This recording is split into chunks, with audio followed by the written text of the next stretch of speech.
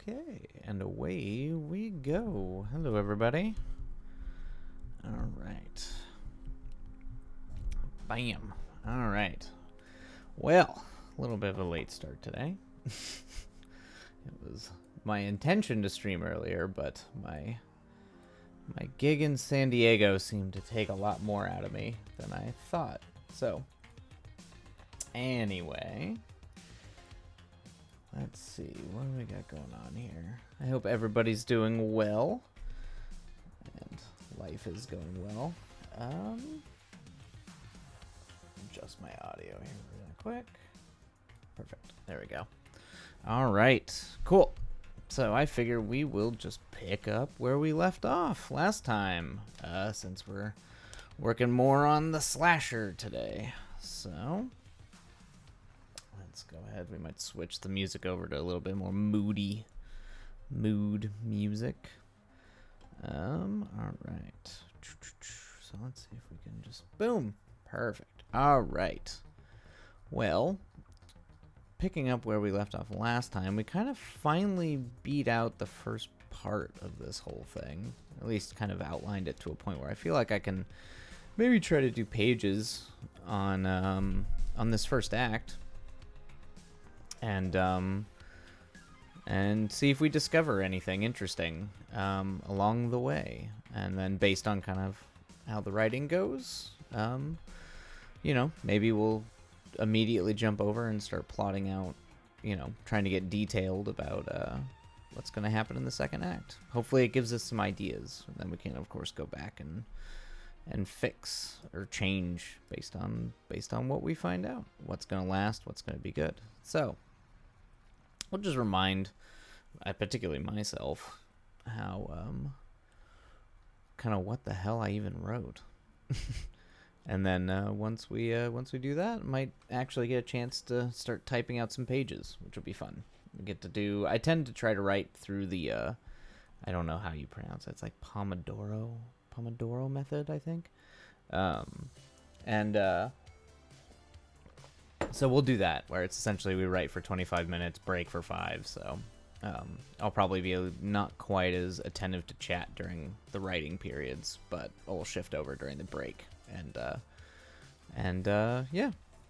chat away. So if you're all working on anything like that, got any problems, feel free to type them into the chat, and or if you just read anything or saw anything cool. All right, cool.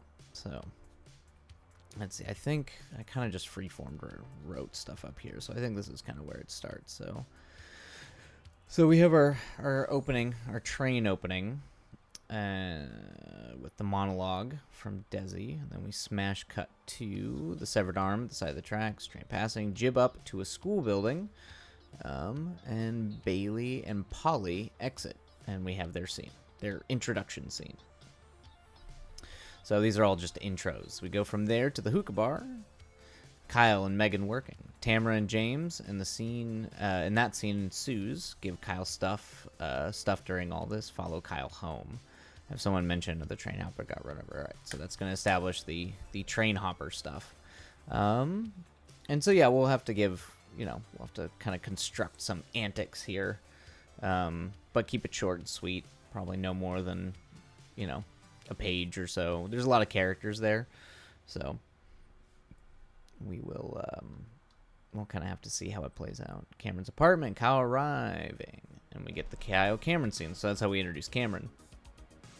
And we have our sort of the uncanny, or at least the beginning of our moments of the uncanny, when the dispute begins to occur next door. Something freaky, scream, clawing, scraping on the walls. Got it. Flickering lights.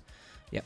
Inciting incident of the uncanny. Then we go to our set piece. This is going to be the big set piece. So in words, this is essentially like the intro character introductions part 1 of the first act, or since I tend to write in 4 even brackets, this will be just part 1. Then part 2 is our actual set piece. And this can all be contained within what would be considered the first act. Cool. D&D night. Record drop. Cameron puts on Nerdy Rock, Zeppelin, Uriah Heep, something like that, and he preps the game. Bailey shows up, and we get Bailey and Kyle being cute. Tamara and Megan show up, and Cameron. And Cameron. I like how I just ended with and Cameron. Like, and Cameron what? And Cameron what? Probably complains. Complains, like most DMs do. Complains about players. It's always a thing. Bailey needs to directly adjust Kyle's lack of interest in hanging with their friend group. So we'll get we'll have a direct, but yeah, we don't want it to be too. The hard part is you want to have the subtext be there. You don't want it to be just everyone saying exactly what they mean. You know, you need to have subtext in your dialogue. But you also have to be quick. We don't have a lot of time to dilly dally. All right. Then we've got Cameron. That's kind of a passive-aggressive moment. Should I keep your character on standby, or you want to toss it? I think we actually pay this off a little bit later, too. Kyle's unsure of how to respond. Maybe doesn't. Yeah, I kind of like that he doesn't. Then leaves. Leave this part of the scene off disappointed looks of Bailey and Cameron. So it's always good to... I remember reading someone say it's always generally a good idea if you want to end a scene, maybe ending on your lead characters, or at least whoever the focus is of the story, kind of off their reactions and not necessarily off their dialogue, which I think is good. I definitely think, at least when you're shooting things, sometimes it can be a lot more telling to let their reactions speak more than any lines they might have.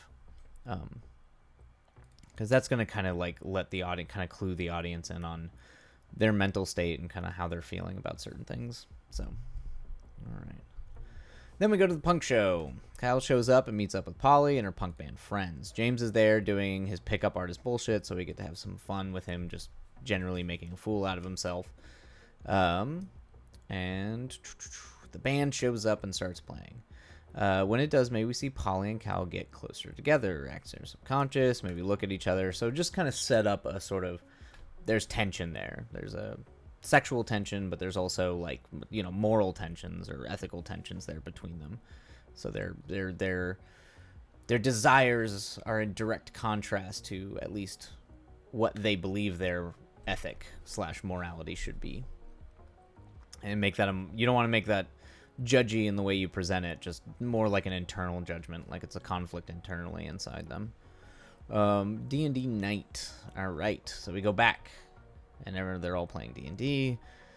Some easily understandable D&D scenario, right? Because last time we talked about how, at least in the initial one I wrote, it's too technical. You almost have to be too familiar with certain elements of D&D. Or maybe even elements of fantasy, honestly. It's just too deep divey. It's not as ubiquitous and just kind of like kind of something that people can get. Likely with Bailey being the one who has to make the choice or be the center of it, because we're going to kind of theme a little bit with that. 5e Oblex. Yeah. Oh yeah, that's right, because I do like the Oblex. It's kind of got a hive-mindy bit a little bit. It's stealing their memories. Memories and lives into a kind of hive mind. Bailey's character is faced off with a former lover, party member, etc. And Bailey must make a choice. Something like that. We might not go with that once it comes time to actually like get there, but we can kind of something along those lines. We can get some good comedy bits from Megan informing them she has no clue what a lot of this means. So she's essentially the first timer who's also like a little checked out of the whole thing. We can get some good comedy bits. Yeah, Cameron calling for a smoke break as a kind of cliffhanger. Bailey contemplating her dilemma. Cool. Tamara getting high and Tamara. The end there. That's kind of a natural cut point. But I think I remember we moved some things around to extend it a little bit. We kind of follow them out. So Cameron getting high and Tamara and Megan smoking. The next door neighbor Chris and our meth head Steve, and Chris has like bandages on his arms, so some sort of hint of violence. The bedroom window above slams shut, and a shadow watches them from behind the glass, or behind the window in the dark room. So that's kind of that'll be pretty interesting, I think. It's kind of creepy, mysterious. You know, we're gonna keep since for this draft we're going to try to keep Shayla kind of hidden throughout this first act and then introduce her in the second. All right, and then we go back to the punk show. Polly grabbing Kyle. So yeah, we're just going to go right into it. We left on the tension, and now we're seeing the payoff of the tension, which is going to create a whole new series of tensions or problems that these characters are going to have to try to deal with. So Polly grabbing Kyle into a corner, and they start making out. James sees this and is pushing it even further to embarrassing heights. Or pushing his, like, pickup artist nonsense.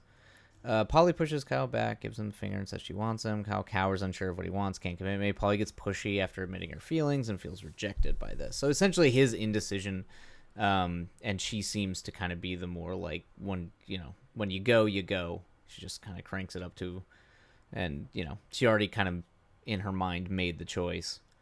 And he can't. He's kind of trying to have it both ways in a weird way. All right, D&D night. So back to D&D. Steve tries to tell the D&D nerd that's right. We come to the meth head.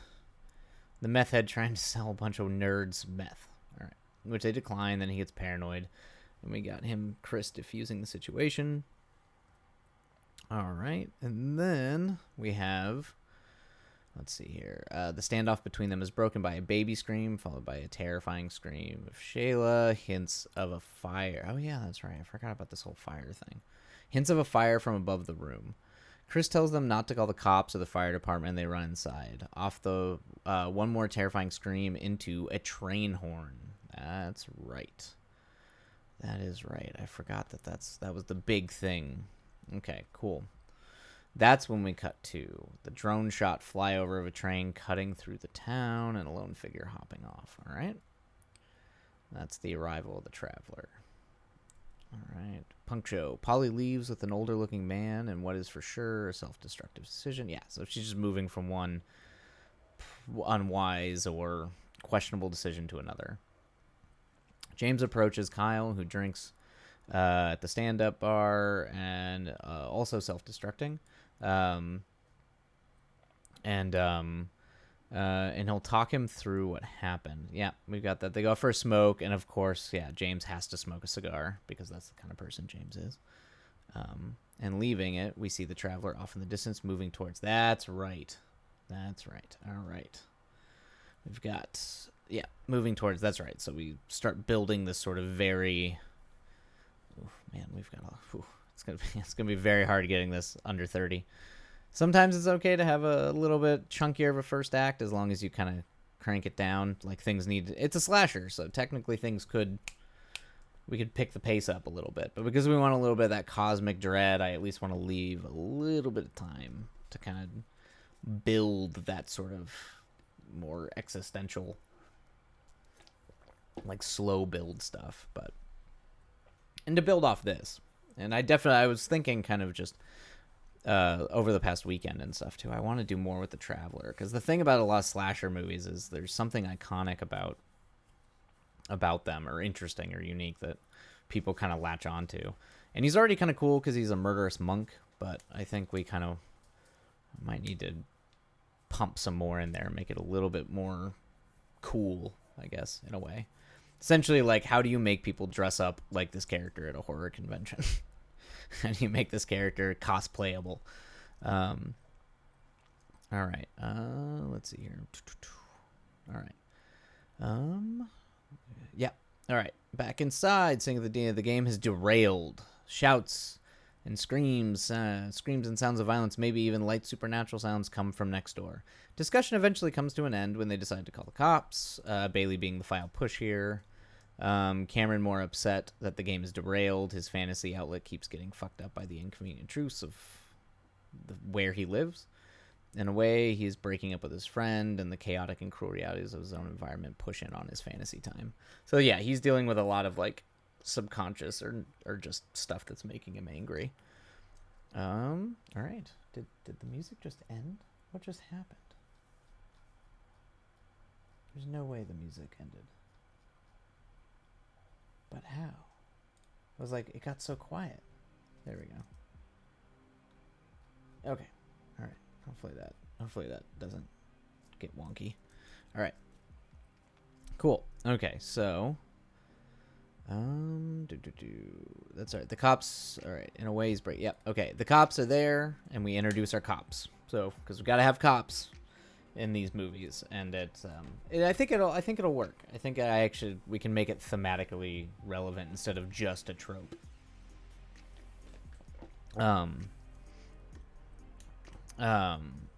Chris manages the situation. Hints smoke coming from above. Smells like incense. Cop asks if they're smoking weed. Like, so yeah, we just immediately start off with the cops asking the exact wrong questions when they show up there. We can have our characters watching this from the inside. Once the cops leave and Chris goes back inside, Tamara and Megan take their leave. Cameron and Bailey see them out. After they leave, we dolly pan to reveal Chris standing behind them smoking a cigarette. Cameron tries to sell it like they didn't call. Must have been someone else. Chris doesn't believe them and walks back inside. So now we've got that, that terrifying situation where the obviously dangerous person who lives next door, you just called the cops on them and they know it. Cameron goes inside. Bailey looks up to see the shadow once more in the smoking window. All right, back to the punk show. Right, I think this is just a little bit more detailed because we're actually talking about like shots and stuff. Back inside, James will go back. James will go take a leak, and Kyle drinks more. The Traveler lurks. Do we have the Traveler leer from the window? No. Okay, yeah, this is where we do the shot, and I remember this shot. Kyle drinks at the bar. Dolly pan right to initially reveal the Traveler looking in a window and move right across Kyle's face, showing internal dilemma and turmoil. Fall on the Traveler in an OTS at the main door. Kyle asks for another shot. We travel back to center frame. Kyle covering the door. No longer seeing the Traveler. Kyle immediately gets sick and turns and runs to the door. But as he leaves, the doorway is empty. The Travelers vanish. So, super Carpenter. It's a super Carpenter shot. But, as one might say, effective.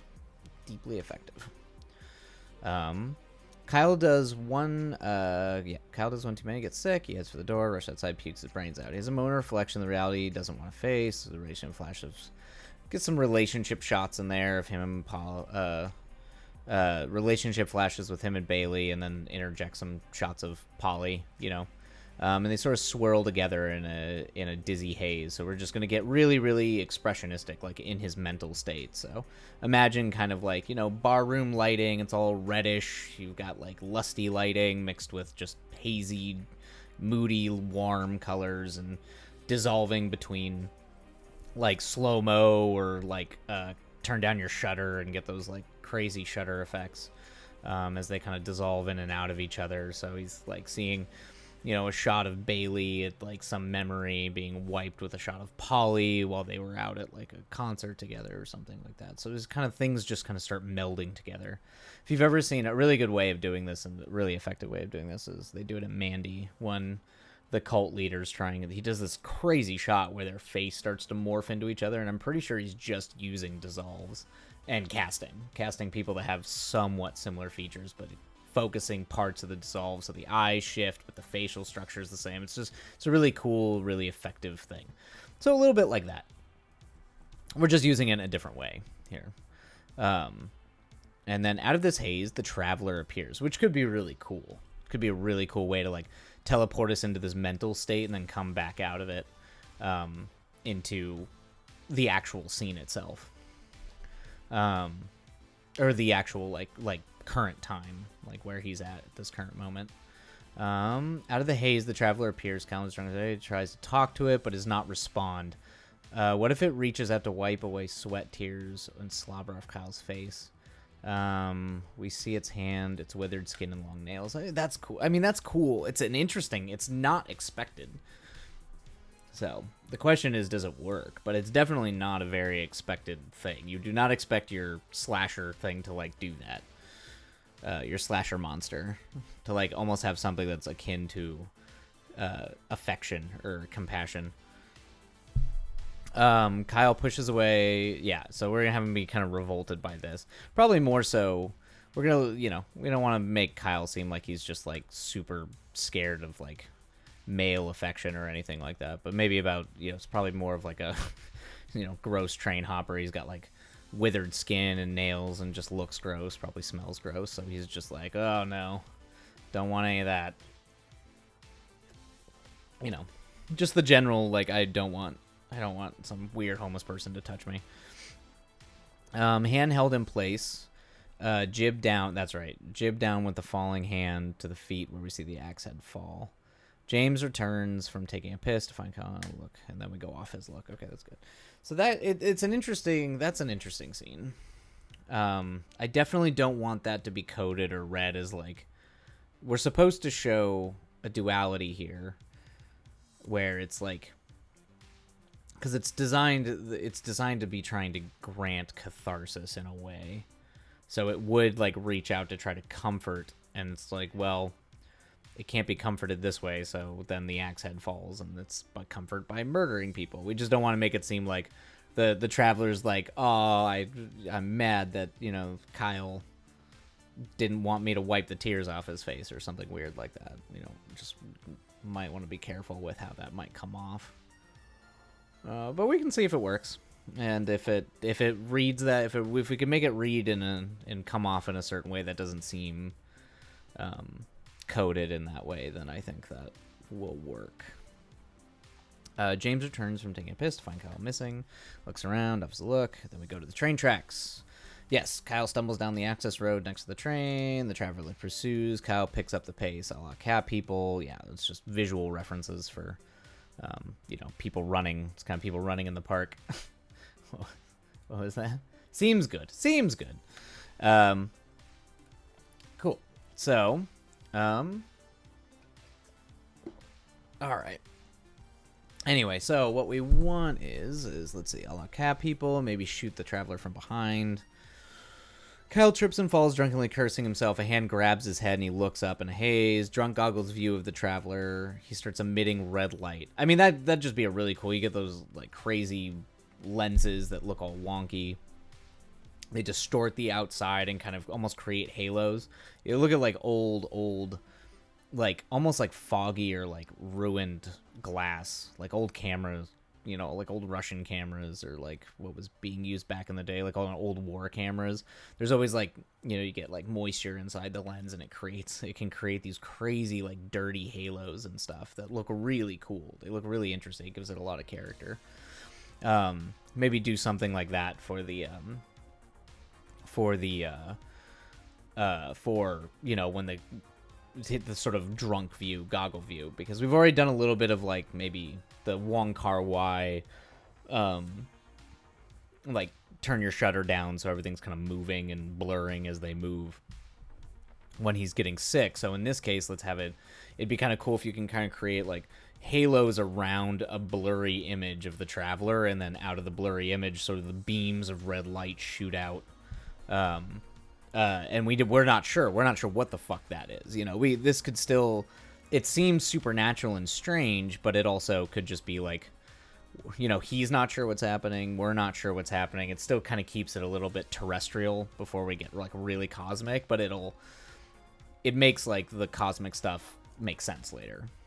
But maybe it's too much. We'll see how it goes. All right. Red light grows upon Kyle's face, and maybe he lets out a sob or a gasp. Sad or relief. We can play with that. See how that's something you would definitely do in the performance. That's something as you're directing it with the actors, and work with the actors to try to figure out how you want that to come off as an ambiguous sad or relief. Train passes infant. The train passes the infant camera. Yeah. Oh my god. Like, what the fuck is going on? Why are you doing this to me? Train passes in front of camera. In front of camera as the traveler hacks Kyle to pieces. Cool, we got that. I mean, I do like the train passes and there's just an infant there. Just crying. My god, you've turned Kyle into an infant. That's what happened. That's what the traveler does. Makes you a child again. He Benjamin Buttons you. All right.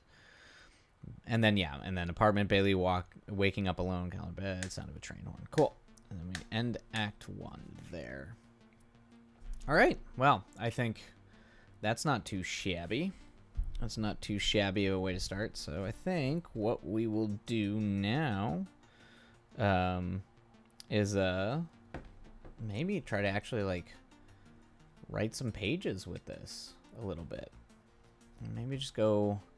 Probably won't refer back to the original script too much. We've changed enough here that I think that's what we're gonna do. All right, so I'm gonna have to make a new. Let's do actually make a new folder.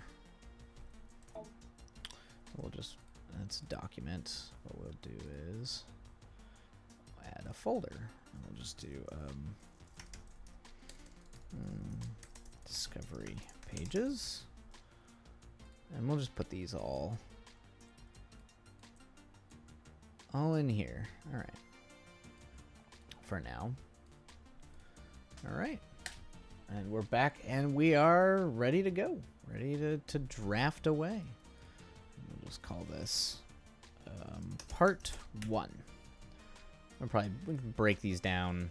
The nice thing about this program is you get modular, but all right. Okay. My God, we've made it. We've made it. We've made it to actual page, even though this is a rewrite. I've done many pages on this already, but for now, we have pages. So let's go ahead and start ours. I'm gonna move over to some droney tracks to try to get us in the dark mood. And we're gonna go ahead and start writing away. All right, so we'll switch our music. I'm gonna crank up the volume a little bit because it's moody drone music. All right, and voila, and we're gonna turn on our little Pomodoro timer there, and we're gonna get started.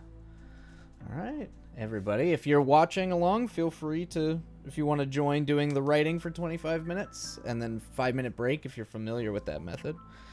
I find it helps. It just helps kind of force me to focus, even just write nonsense or you know, all that kind of stuff. It just kind of gets you writing, kind of forces you to focus on it. And I also have noticed I tend to write faster, so which is kind of interesting. So we're going to actually switch where this stuff is. We want story writing. Boom, boom, boom, boom, boom. All right, cool. All right, everybody. Happy writing, and we'll see you on the other side.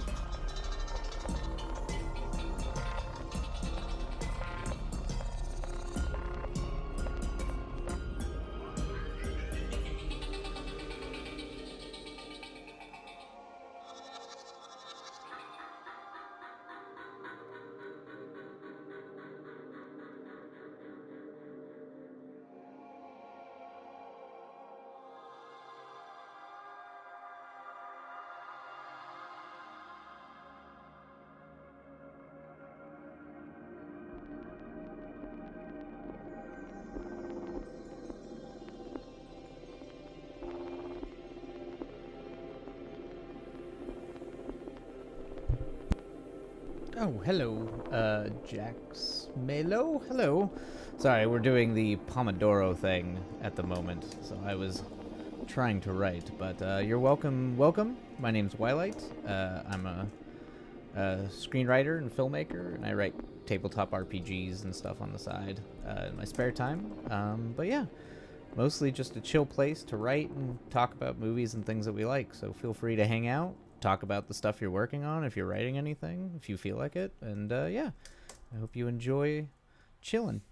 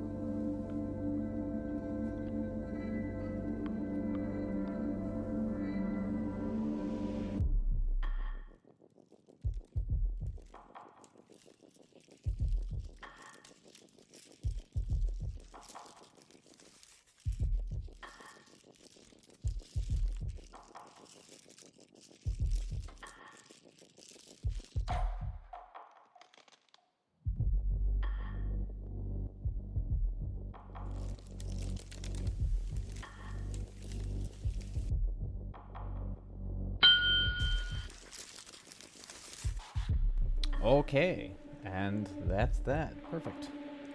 Oh, hey, Yesaya, how are you? Things are going well. We're trying trying out that Pomodoro thing where we write for, we've moved on to Pages. So we're trying the, write for 25 minutes, break for 5 or 10, write for 25, break for 5 or 10. Well, later. Go away. So we'll just go ahead and start that really quick. How are you doing? How's your writing going, Isaiah? How's the story of the messianic hero fighting the nihilistic forces of nihilism? On my end, things are going pretty well. I'm actually kind of happy / not happy that it took me 25 minutes to get just barely anything written. But we'll see how it goes. But yeah, so essentially what we're doing here is we're just trying to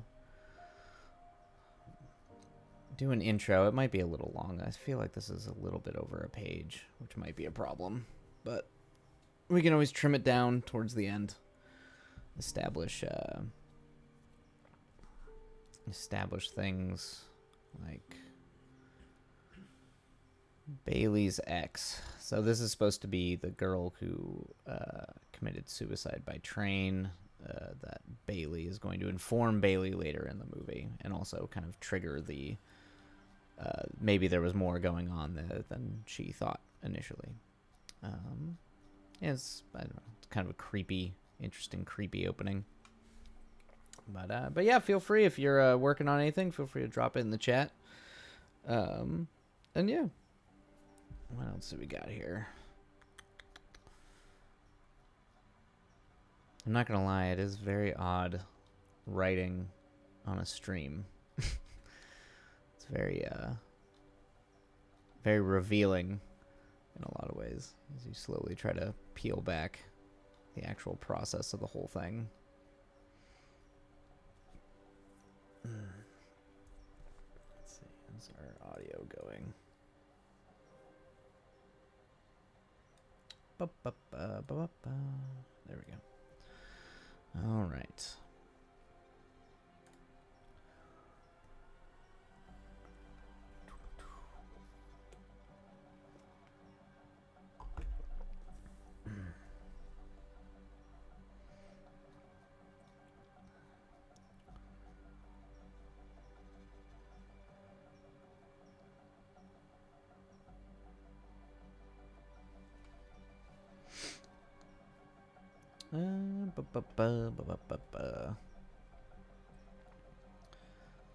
Likeness fades from view. Standing in the room. Yep. Not too bad. Obviously, the pros will want to touch up and go back. And I actually forgot. I wonder if I can open that. I have like a screenwriting like style guide that I've written for myself. Not by any like this is exactly how it needs to be done. It just helps me keep certain things consistent. I like to keep together. Let me see if I can open that. 'Cause I try to make sure that things that are like camera moves or names of new characters, like certain things in like screenplays you're supposed to do very specific things. When you go all caps, underline, italicize, things like that. So I try to keep a style guide. Here we go. Open this. That's right. And I think everybody's different in a way. I think there's like generally some moderately agreed upon sensibilities, but I don't think anyone really actually cares that much. Let's see here. All right. Perfect. Cool. All right. Character introductions. Okay, yeah. So maybe I can bring this in somewhere. See, I'd have to bring a new browser in. I wonder if we can do that.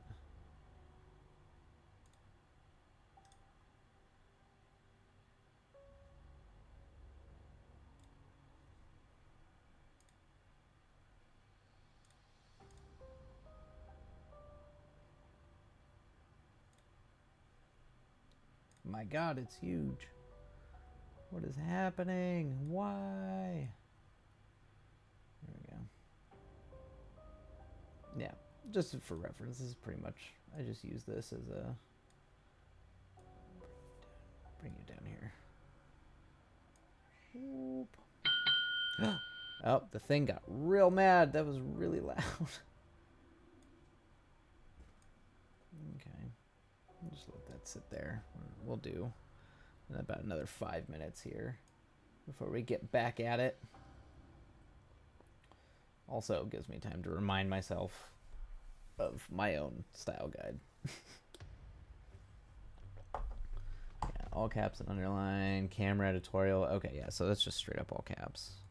I guess we can make that work for like camera. Yeah, beam a light. That's camera light. Locations. Oh, that's right. All bold. All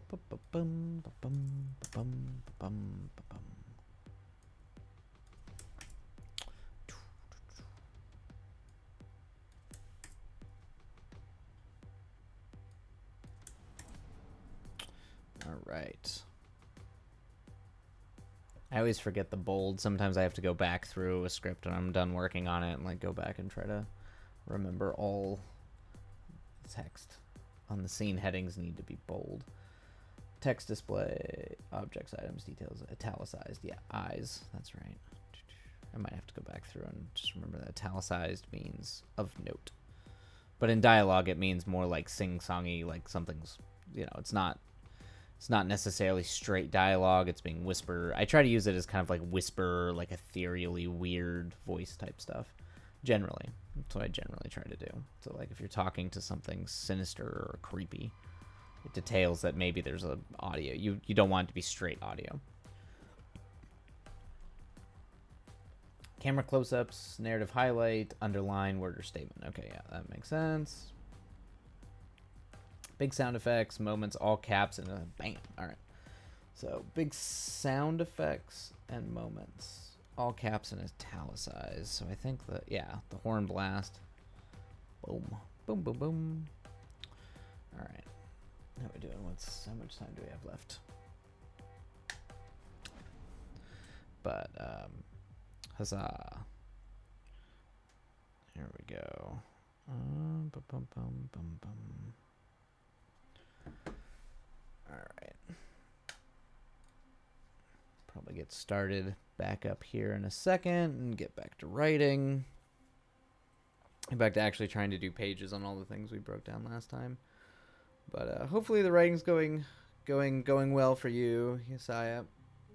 It's hard getting back into it after having to leave and actually do like real people work over the weekend, last weekend. Definitely took the wind out of me. Got here. It's definitely gonna be hard to figure out. I'm already still trying to. Hopefully, we'll flow into it, but I'm really trying to figure out how we can make what we can do with the D&D thing. So make that actually compelling and fun to watch. I'm starting to think Stranger Things gets away with it a little bit because, you know, the kids are very charming. You know, watching kids do kid things is generally like pretty engaging. But watching like college kids do it, you just kind of want to make fun of them. I want to be like, you nerds. But who knows?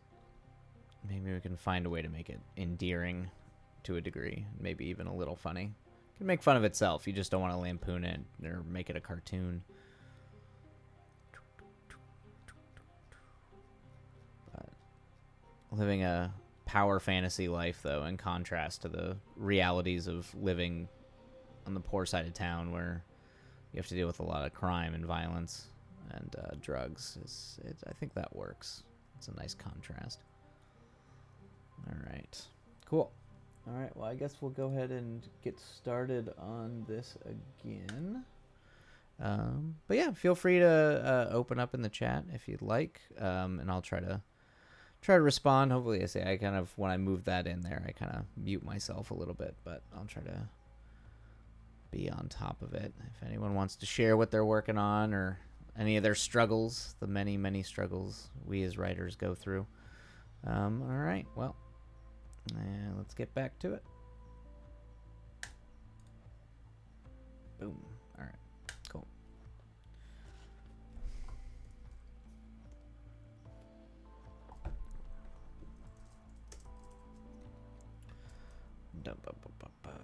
Train tracks.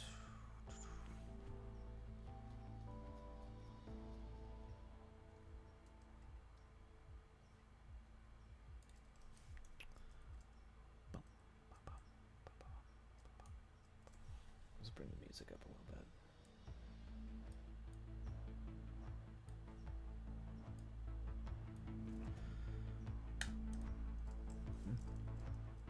Oh no, timer. Thank you. Thank you, Brian. Forgot to go back to the writing page. There we go. Boop. All right. Oh man, perfect time for fireworks outside my window. Oh my god. Burn everything down.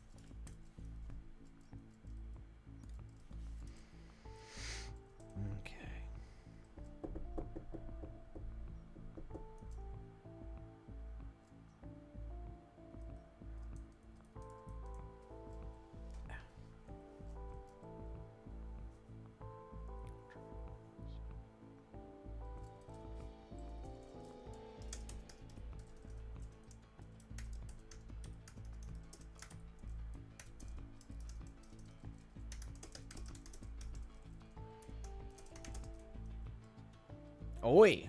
Hello there, Claw. What's that? Claw of Time. I love that name. That's rad as hell. Claw of Time. Welcome. How are you, buddy? My name is Wilight, and I'm pretty much a screenwriter, director.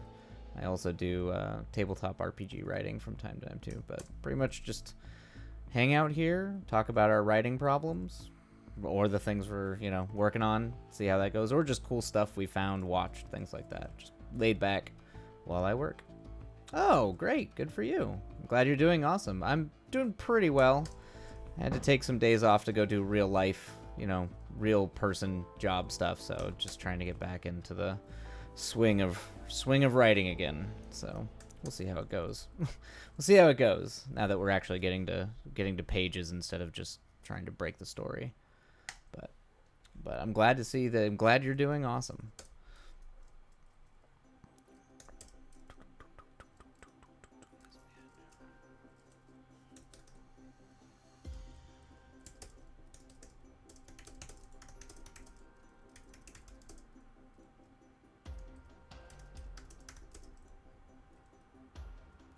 Hell yeah, you finished writing a chapter in your book? That is a win. Big time win. Good job. That is finishing anything is an accomplishment. A chapter in your book, it's a big one. I still have yet to actually write a full book. I've written short stories. I've written small little, I don't even know if you call them novellas. I can't even remember what the word counts are on them, but rad. Congrats. Well, feel free to share. Yeah, feel free to share whatever you're comfortable sharing. Sounds you finished a thing. And that's important.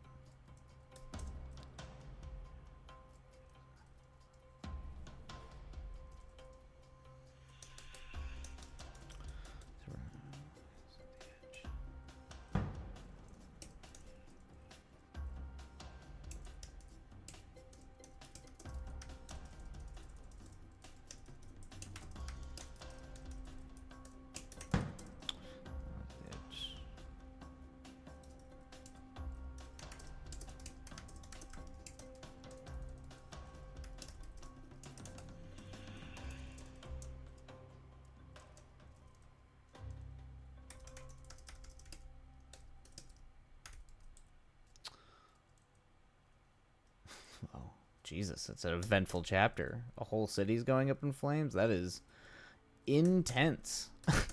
There's a whole city. Is that like a Nero burning Rome to the ground kind of thing? Just utter chaos and madness. Mass hysteria. Destruction.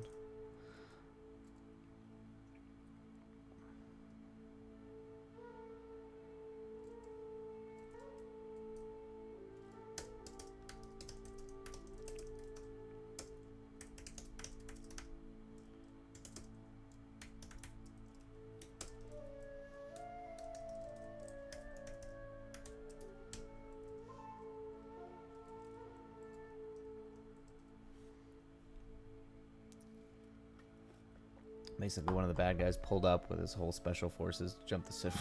Whoa, Jesus. All right, cool. That is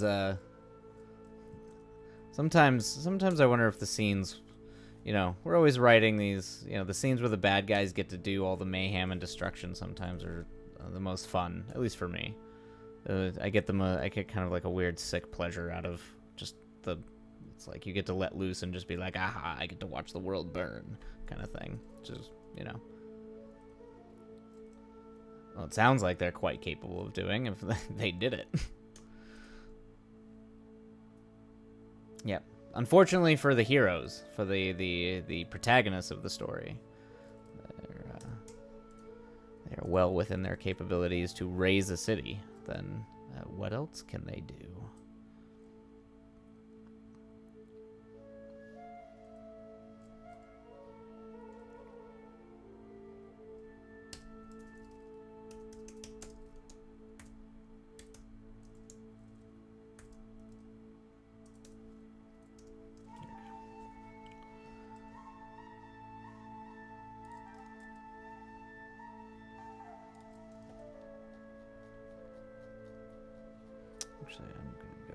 I'm actually going to use the other. I know I actually wrote one of these and I think I liked it better. There we go. Furthermore, the main bad guy has a giant rain cloud of basically acid fire encroaching. The main bad guy has a giant rain cloud of basically acid fire encroaching on towards the city. Oh, Jesus. He just had.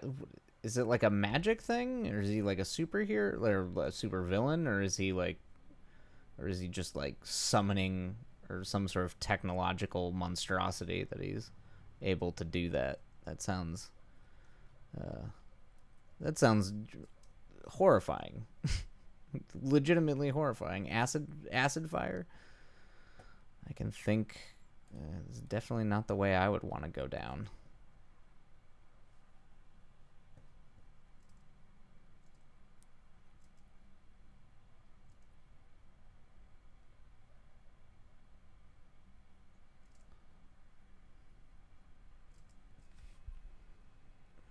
Let's see.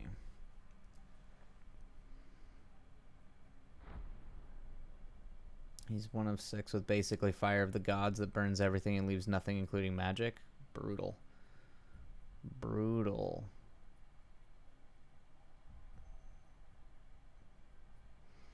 So he just raises everything. That's well, they definitely sounds like someone you don't want to. Definitely a high order to try to take on. As a good villain should be, It should feasibly be considered impossible to defeat them. That's why it's heroic when it happens. If it does. Not saying that that's how your story's going to go. You could definitely not have a happy ending.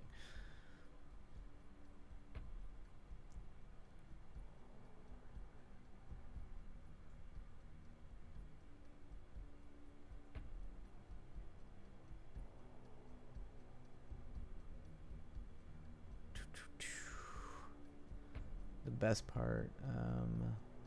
But the best part is the king of the city has the power to stop this, but he has an oath that doesn't let him. Hey, Yasai, how's it going? At Majin Buu. Shout out to them.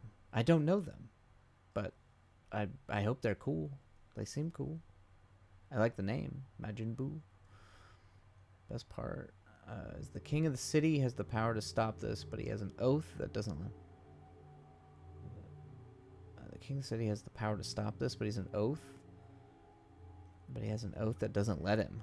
That sounds like a terrible oath. That sounds like like, why would you ever take whatever complexities there are to take an oath that essentially forces you not to be able to respond?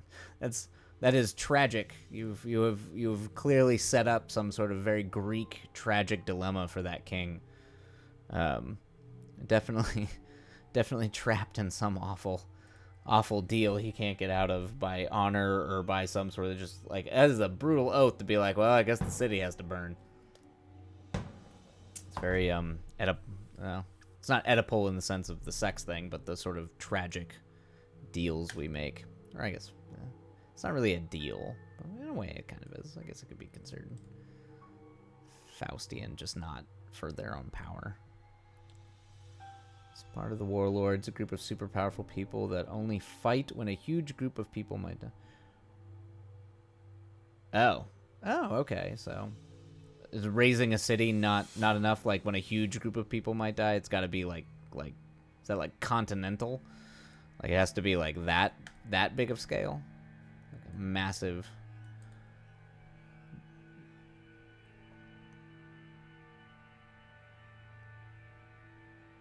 Super powerful people that only fight.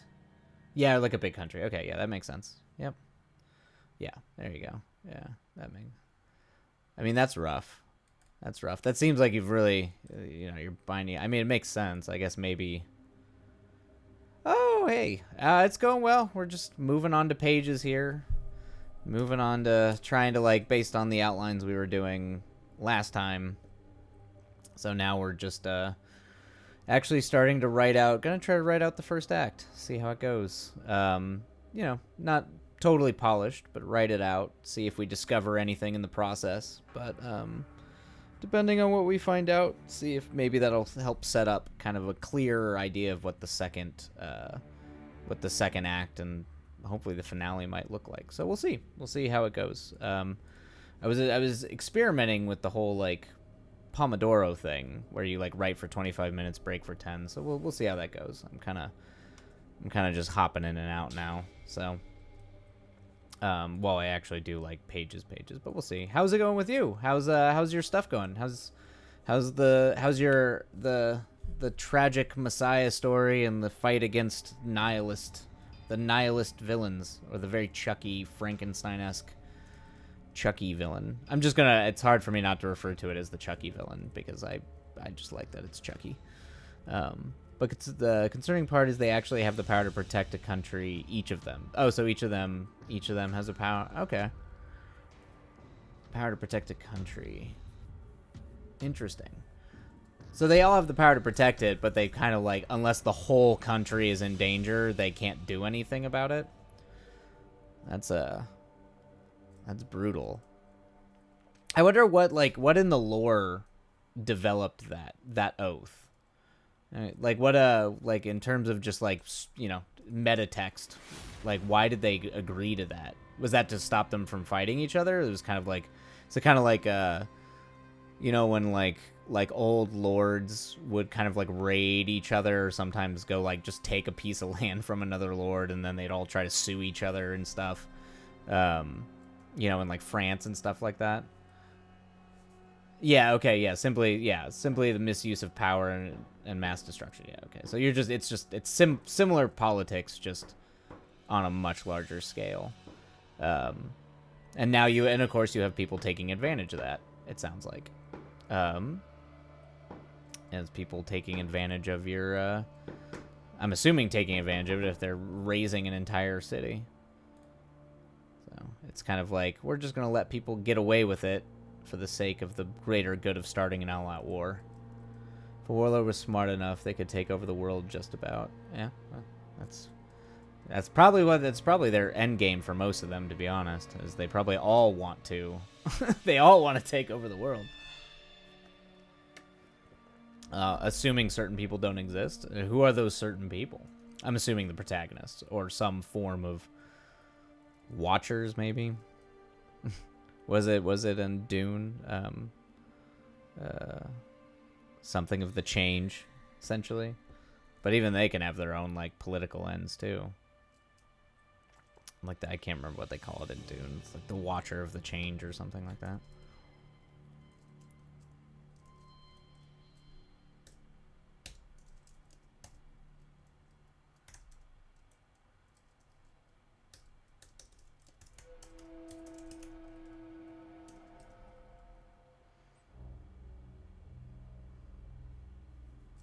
Okay, yeah, late. I mean, I assumed it would be late series. Yeah, that they would. But who are the people who are the people that stop that? Or is it the other warlords? Is it essentially if a warlord was smart enough, they could take over the world? But is it the other warlords? That's kind of the checks and balances of power. A little bit. Let's see here.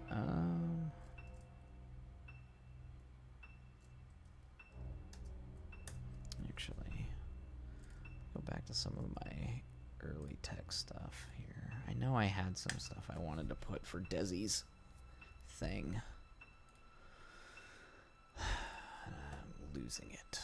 Let's see. Yeah, this is all that's all that stuff.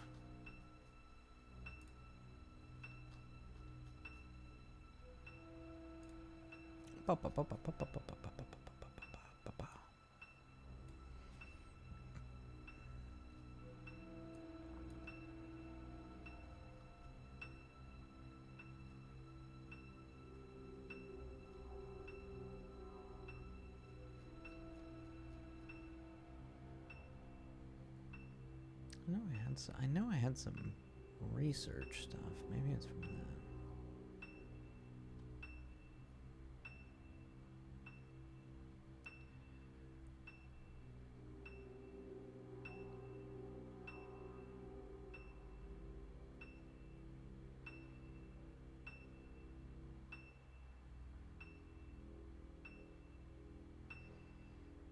But my favorite boy, Dustin, the Dwarven King, and Shogun.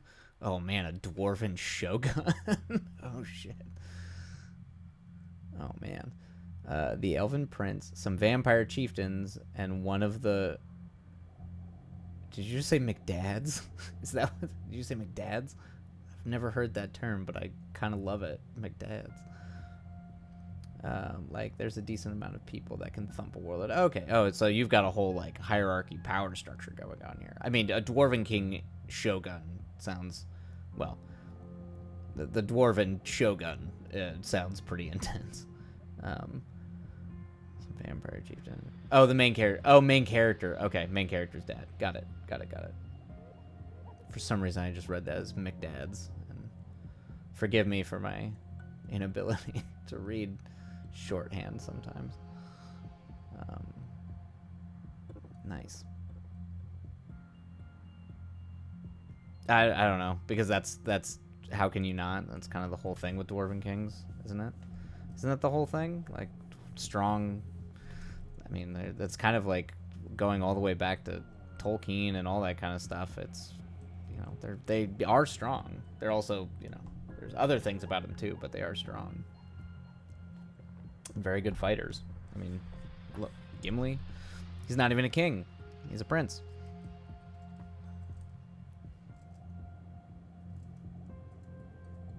Vampire chieftains sound cool. I dig vampires, though. You do anything with vampires, I'll probably be on board because I just love vampires. Just anything. They're great. It's the goth in me.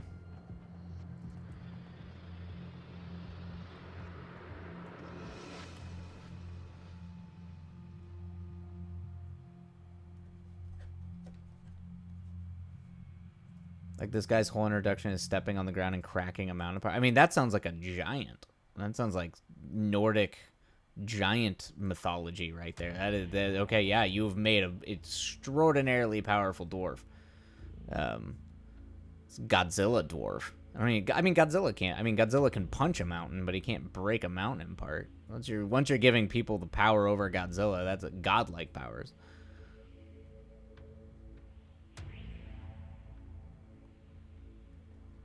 Let's see here.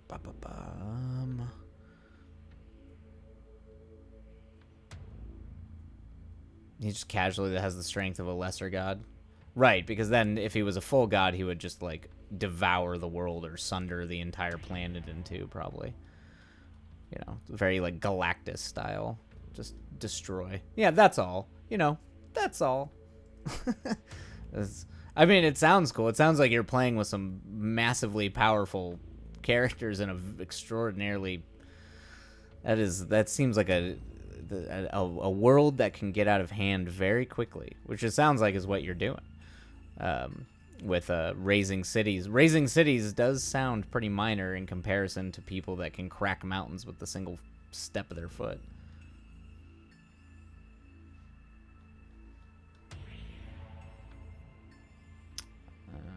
That's all that stuff. Where do we want to go here?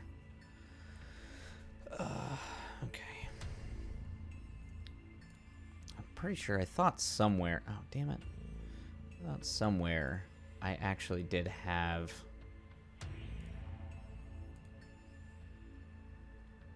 I did have something about Desi and her back. I don't know who we want her to be as a person and as a character. Oh, Desi. Sad, sad Desi. One of the early followers of Lily-chan. True, and the end boss of the whole series is the goddess of reality, so they better be coming with something strong. Oh, yeah, okay. Yeah, you're doing straight up, like, comic book Thanos stuff, where, you know... Is it like that, where it's the goddess of reality, but use the reality in the whole, so it can control time, matter, you know, all of it? I mean, that's pretty brutal. Yeah, I mean, at that point, the goddess of reality, you're doing the Moby Dick. You are sending someone to go kill God, literally, on a journey to go slay God.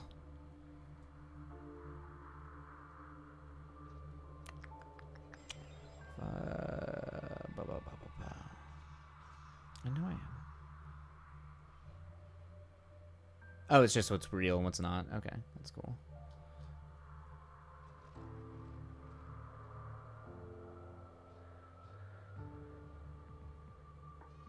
Suicide cult, maybe. Okay. Let's see. There we go. I've got some.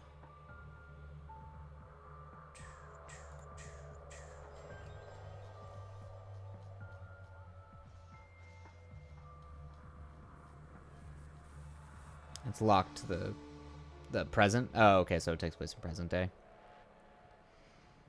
And it's locked to the locked to the present. Yeah, so you've got got it. So you're not having time shenanigans, just reality. Just what is real in that moment is the goddesses oversees that. All right. Here we go.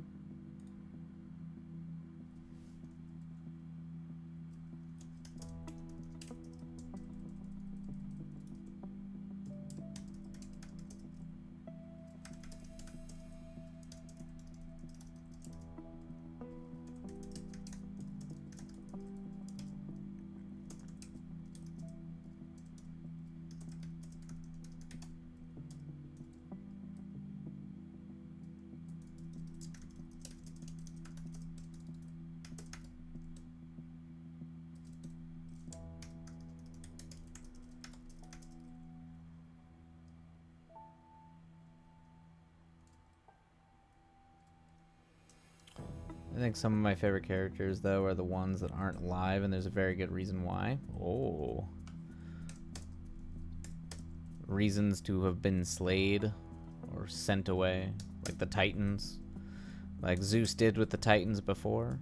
Although the Titans are alive, they're just locked away. But I assume they're not alive anymore because of reasons like that. Too dangerous. Too dangerous to be left alive. As Mace Windu would later argue.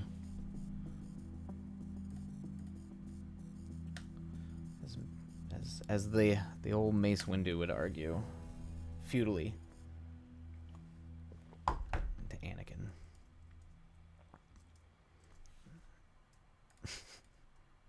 Alright, we'll just start this over again since... There we go. Yeah, we're just gonna leave that there for now.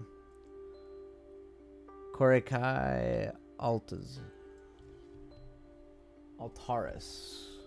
Korakai Altaris is one of the main characters, and the Altaris family is insane. Well, that's good. It's always good. It's always good when you have an insane family. I like the name. That's a cool name, Korakai. I dig that a lot. That's cool. It's good. That's a good, particularly like a... Altaris is also a good, like, that's a good, like, royal name. It's good. It's good names. Has weight. Gravitas. Like, you can walk into a hall and have someone announce Altaris family and people are gonna, you know, you feel like you should react to that. It's a good name.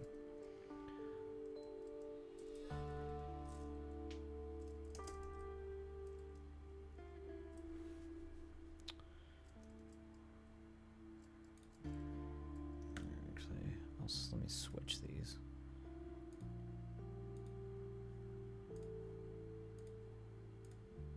There we go. That's going to throw me for a loop a little bit. No, that's fine. There we go. So it's not covering things up.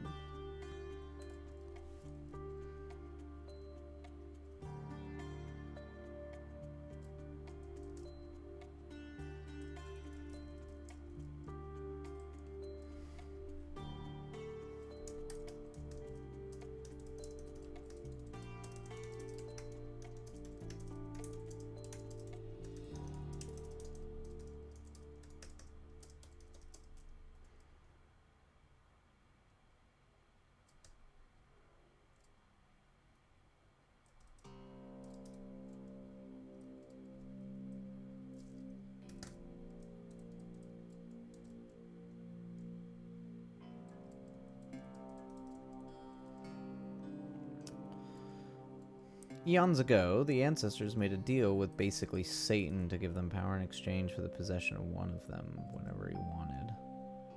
This was also during an apocalypse by other gods. Okay, cool.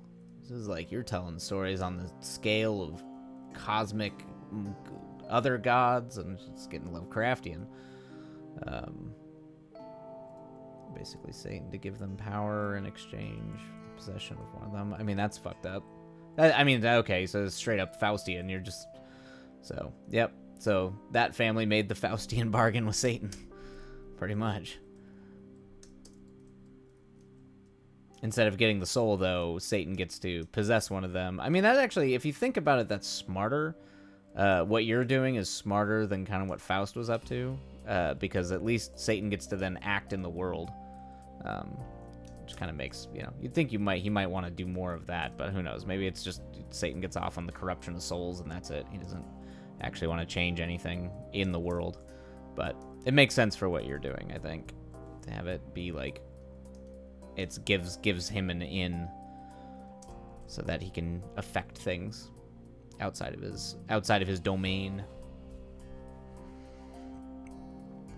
So the Altaris survived, but their family weren't too trusting of God, so they learned to hone their abilities and learn techniques that could restrain or combat godlike entities. Okay. Oh, interesting. So they can essentially, okay, yeah, so they can fight, and they can also essentially imprison god people, gods. I mean, that's cool. I mean, it sounds epic. What you're writing sounds epic as hell. Super, super epic.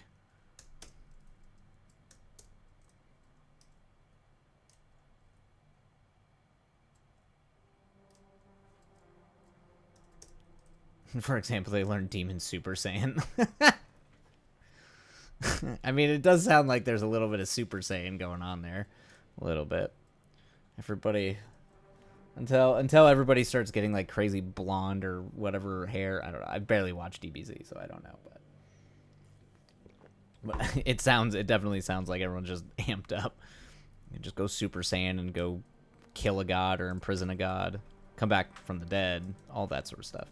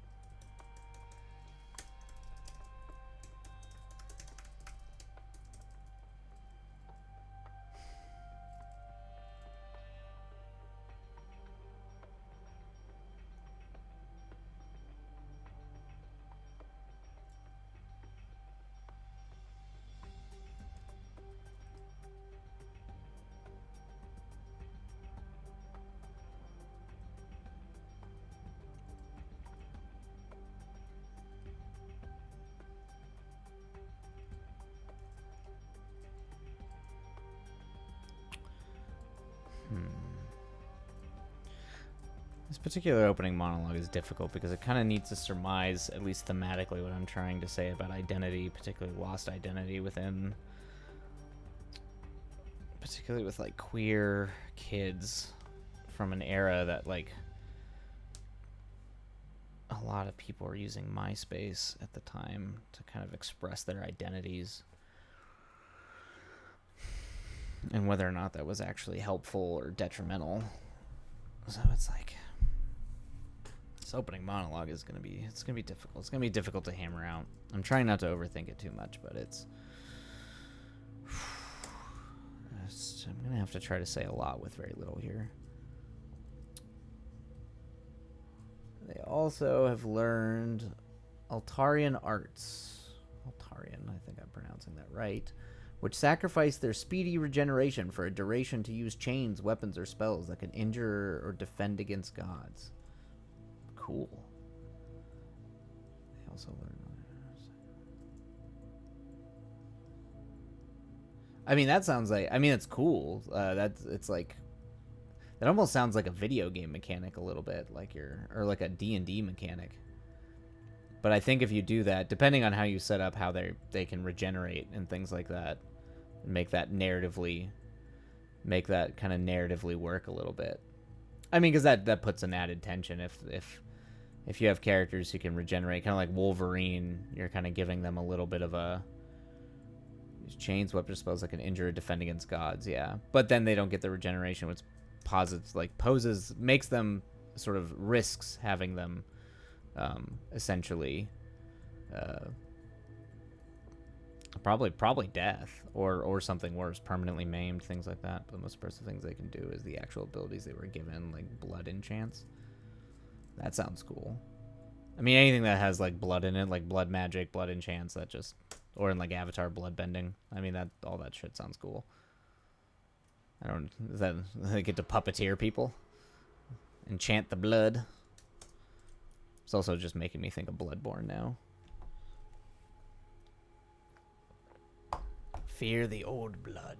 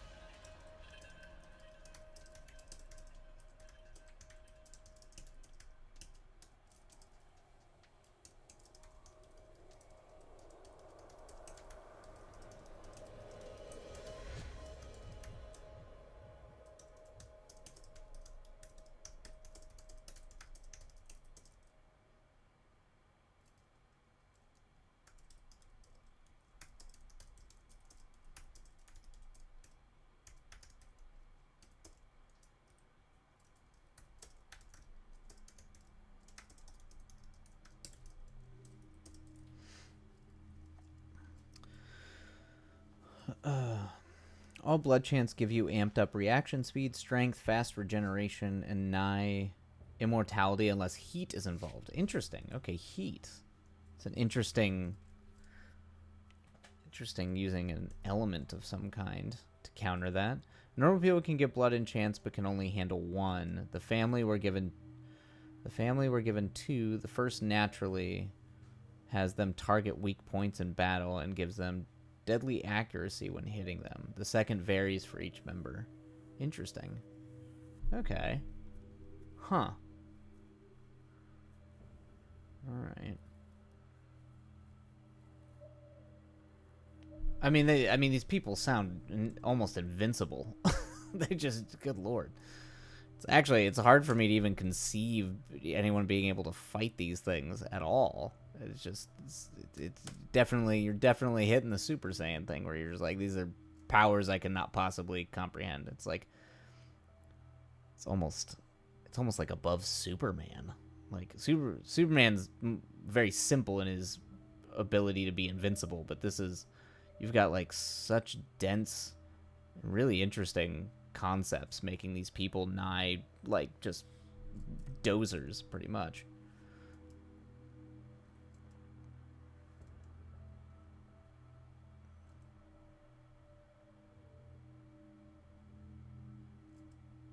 Okay, but if they burn their hands or their tongues, the regeneration is on cooldown for like 18 hours. Okay. So that's the heat thing. Interesting. Do you have a reason why heat does it? Is there like do you have like an in-world reason why heat somehow just affects or interrupts blood enchants? Like boiling blood, that would kill you. But, it's like, is there a reason why heat does it?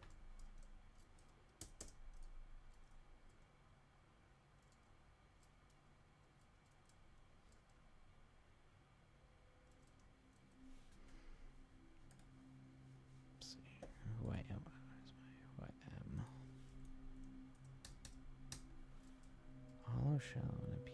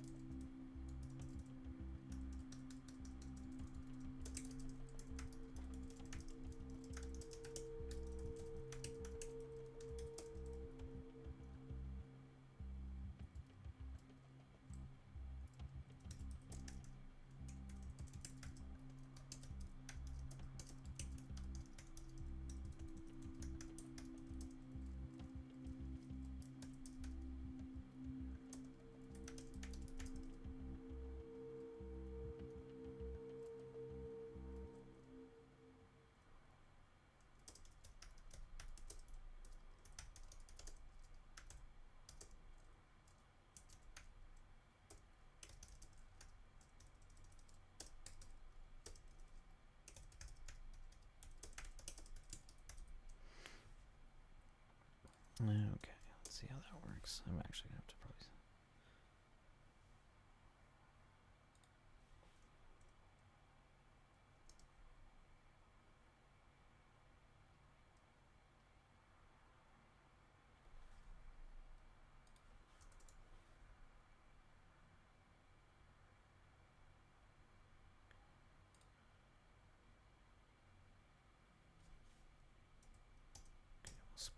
We'll split it here.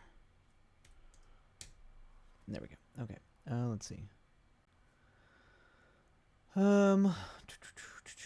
Fires seem too vampire, so I made it very hard for the family to always have regeneration up. Okay, but ironically, Korakai specializes in ice magic. Okay, so... but these abilities can go from hardening the blood in your body like armor to devouring someone's soul if they have exposed cuts. Jeez Louise, good lord. Like, all these people are like ticking time bombs.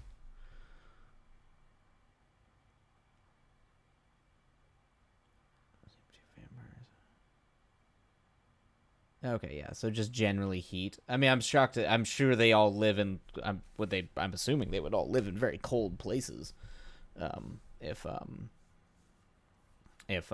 if it was just generally heat, I definitely get that, but it makes traveling volatile for them, particularly if people know that that's their weakness. So you can use that as your advantage, or have other characters use it as an advantage, which is at least interesting. To kind of have these people have their vulnerable places, and then half of the battle is just trying to get them there, using your environment and understanding the weaknesses of your opponents. Did my music end? My music ended. Oh, nah, they chill wherever, huh? I guess confidence. The family has so much infamy that few actually want to fight them. Hey, hubris. That's true. But also can be an interesting way to lead to their downfall. If you wanted to go that route, of course. But most are racist. Well, yeah, most people of infamy, as well as wealth and power, tend to be to some degree.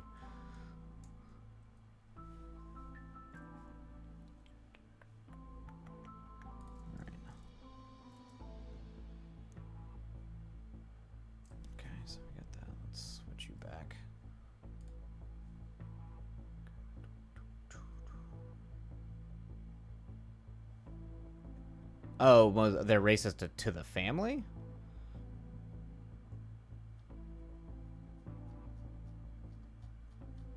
I mean, you can do that. Yeah, that makes sense. I mean, that makes sense as well if they're like feared.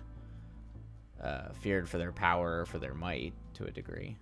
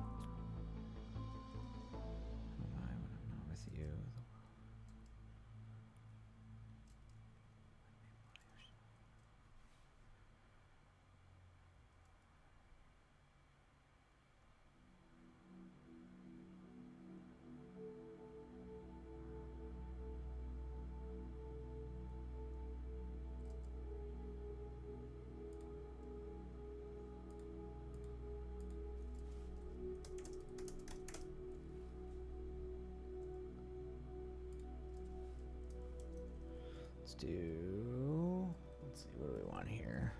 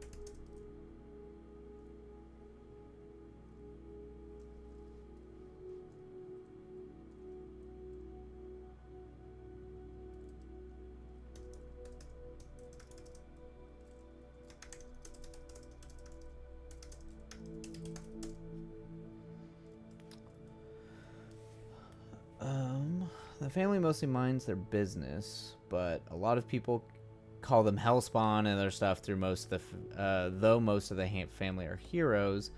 Like, they legit aren't too problematic. They were even considered a noble house for their servitude to certain kingdoms and how long they've existed. Now, is this the one that also had made the Faustian bargain? It's the same one. So it's kind of like this old bargain that they made.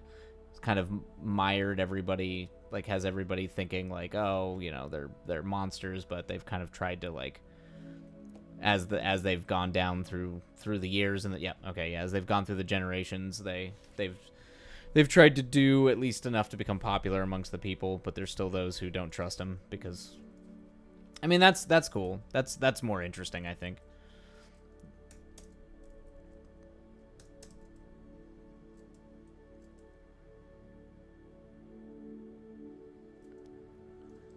Tracks, okay.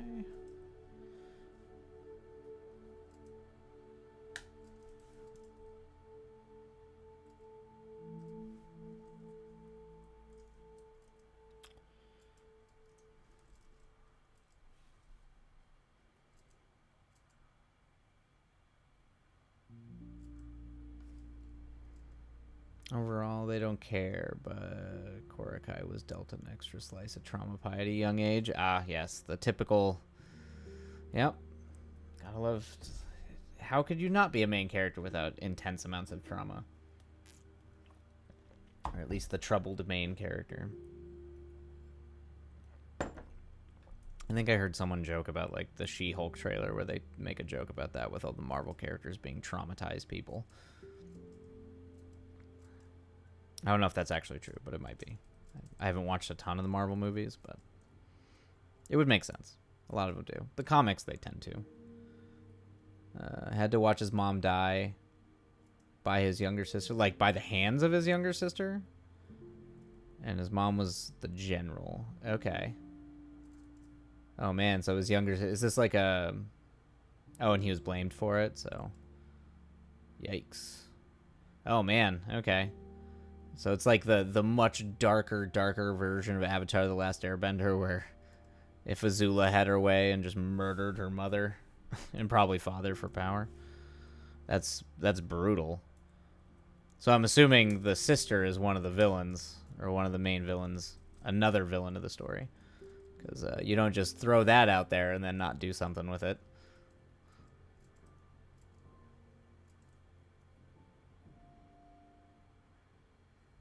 Oh, really? Interesting. Did she eventually get her comeuppance, or just vanished off into the ether?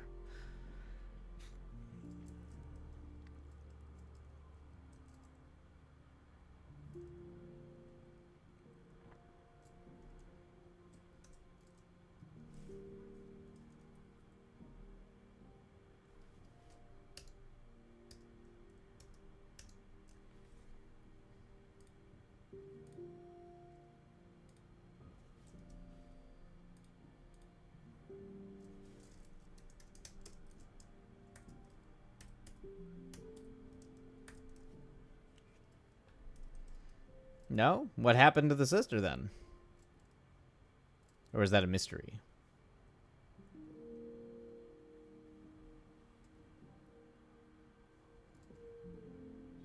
Oh, okay. So vanish into the ether for a bit until they're adults, and she is the head of Satan's Death Squadron. Oh, man. Okay, so she's like a villain. She just vanishes off and is doing her own thing then. I mean, that makes sense. She's the head of Satan's Death Squadron. Just not one of the main ones of the story. But she's off doing her own evil shit, seems like. Let's restart you.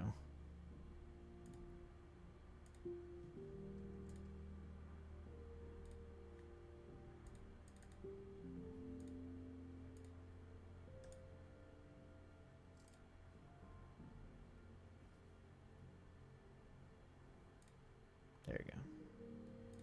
Do your thing. Go back. Get back there. You do your thing. You count down again, goddammit. The only reason she is the leader there is simply because she was searching for him. Oh, would she like to go finish the job, or is she gonna try to kill him, or is she gonna like try to get them to work together or something? Lure him to the dark side, so to speak.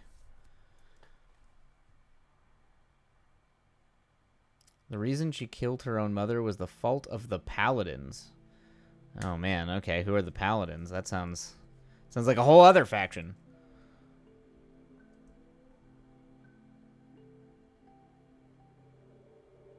Yeah, see, this is all that do-goodery, meddling and shit they don't understand, and then, you know, you just have a crazy girl murder her mother.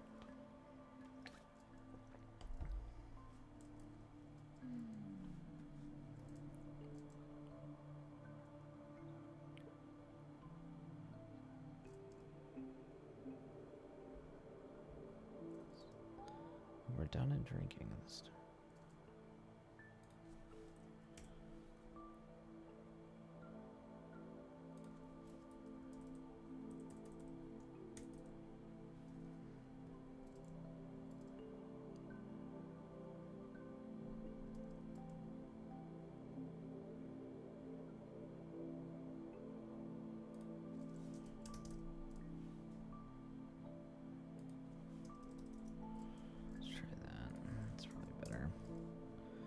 Even my friends, my girlfriend, they don't understand.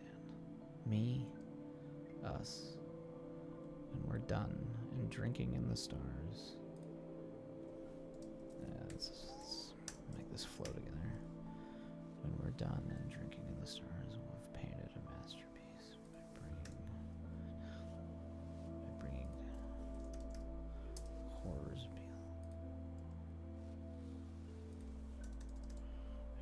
down horrors beyond the sky.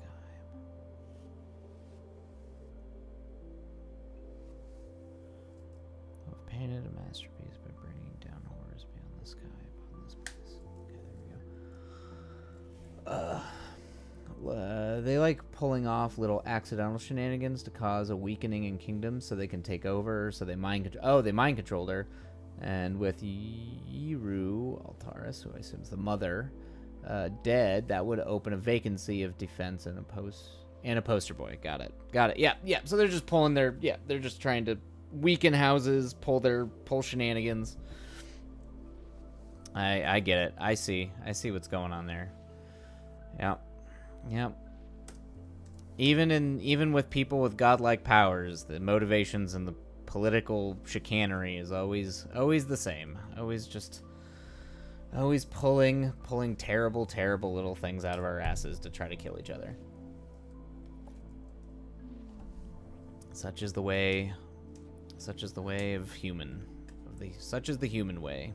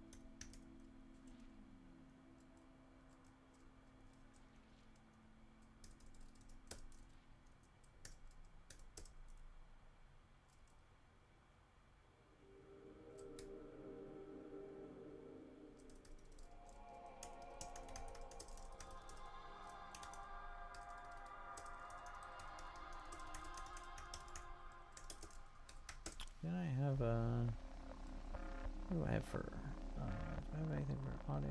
Yeah, no, it's object detail. Voice frames, hundreds of distinct.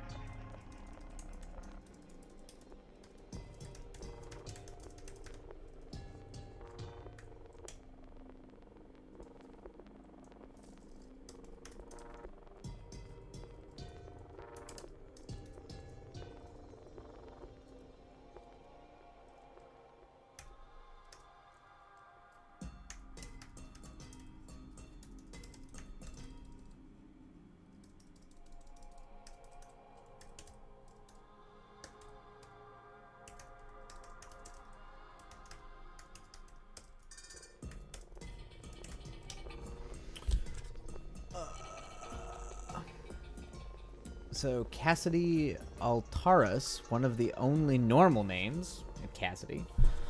It's still a good one.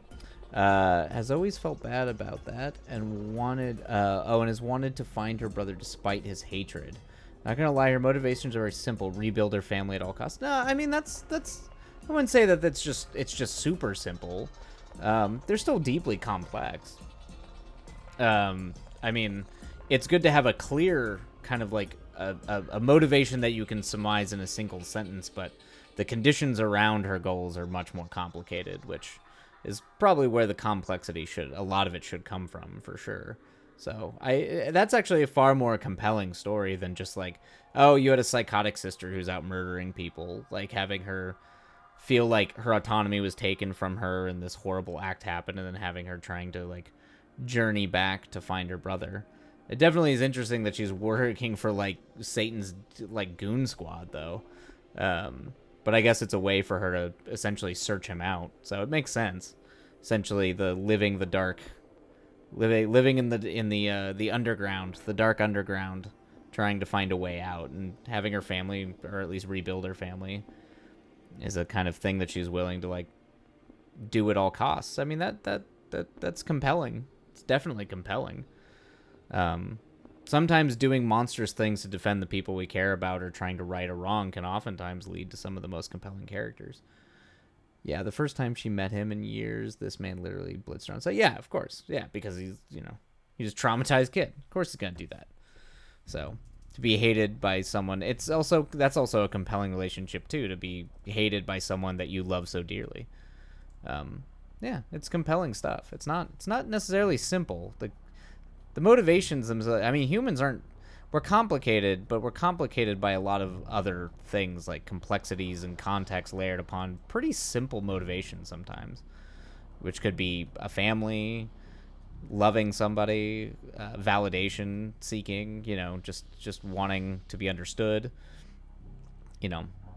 and often where things get interesting are where those particular desires or those particular needs and desires and things we want are in direct conflict with each other. That's where the complexity comes from, not so much from just a series of strange things. It's always we're always just people at war with ourselves in a lot of ways. And her squad tried to stop Kakari. They quickly learned why he's a threat. Well, sure, naturally, because it sounds like the whole family's a threat. But all right, let's see here. Campus courtyard. That's right. Okay, so now we're moving on to the introduction of our lead characters, which is Bailey. Well, Bailey is our lead, and her best friend Polly, as they get out of school. I remember as we wrote the original version of this scene, where they're kind of talking about witchcraft stuff. It might be kind of interesting to try to carry along with, but I'm not totally sure. Might just want to completely do something new with it. See if that sort of. This is always make your character introductions as interesting and fun as you possibly can. They need to stand out.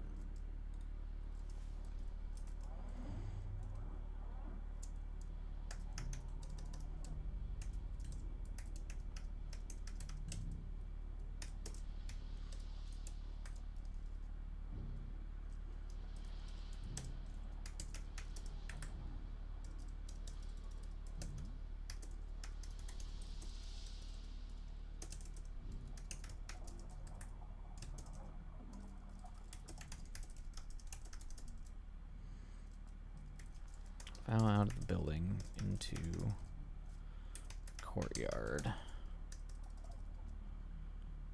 Out of the building into the courtyard. File out of the building into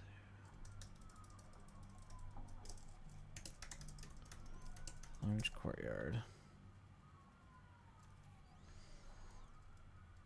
But I like the meeting a lot because it really shows how far she'll go to bring him back and how far he'll go to tear her out of his life. Yeah, she's a very nasty scar in his past, and when confronted with the truth, he can't comprehend nor understand. Yeah, that's great. I mean, that's great. That's the most emotionally powerful like through line. You should definitely have that. You know, yeah, you should keep having them meet all the time because that's powerful stuff.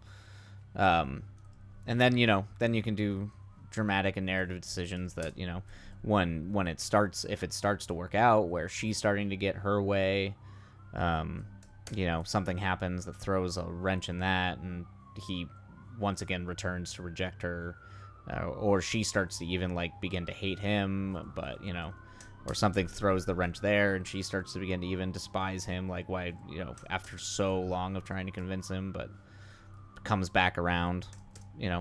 You can always throw things out there, having them meet. It's easy drama. It's good stuff to have. When you got something like that, it's compelling, it works. Use it.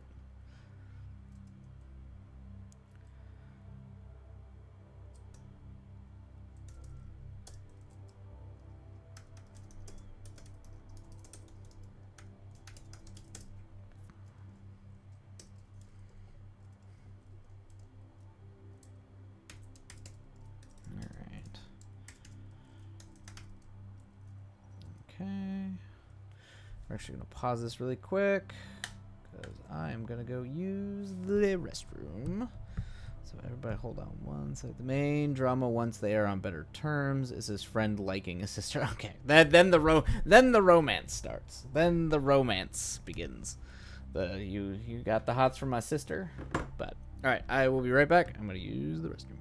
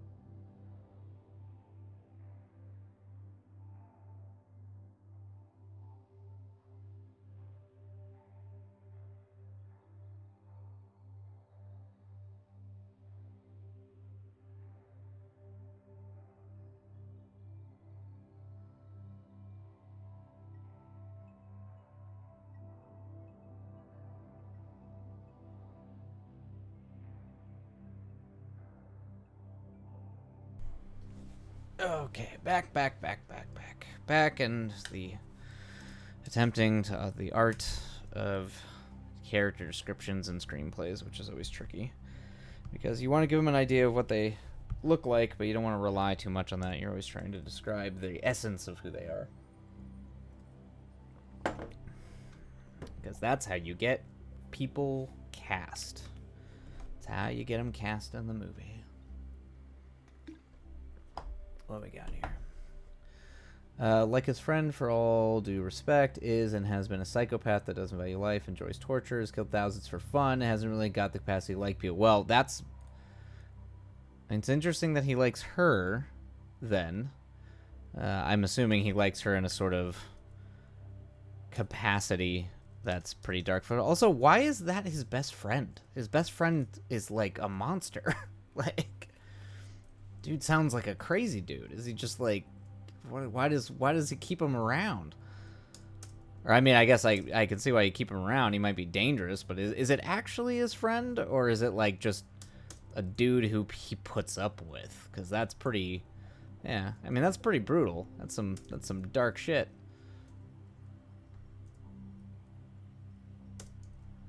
Oh, okay, so it's like a loyalty thing. Yeah, yeah. That's. I don't know. That's pretty rough, man. I think even as loyal as I would be, I'd be like, nope, you're a lunatic. But maybe that could also be a source of the drama as well, as him cutting ties with that guy, no matter how loyal he wants to be to him. Because, you know, it's hard. The dude goes that crazy. That much of a... And though he has no morals, he wouldn't let anyone kill Korakai when push comes to shove. Okay, so he's good. So yeah, it's a shrewd political maneuver on Korakai's part, which is good. So yeah, he's a sociopath, but you know, he'll protect you. So you know he's loyal and he'll protect you, but he's also a deeply monstrous person. I think it's funny. It's not like identical or it's somewhat odd and similar because there is kind of this very shrewd, almost pseudo sociopathic character that Reinhold hangs on to in Legends of the Galactic Heroes. That it almost seems like that's why he hangs on to this guy, is because he's deeply loyal and probably will never let anything happen to him, but also is just kind of a monster. Although in the show, at least as far as I haven't watched the whole show, but as far as I've seen into the show, it kind of seems to imply that he might backstab him at some point. But so he's trapped. He's trapped by trying to be a loyal friend, but also there's a shrewd answer there too, which is also, you know, dude will have your back. And sometimes a psychopath and a sociopath is going to be real good at calling other people out on their bullshit.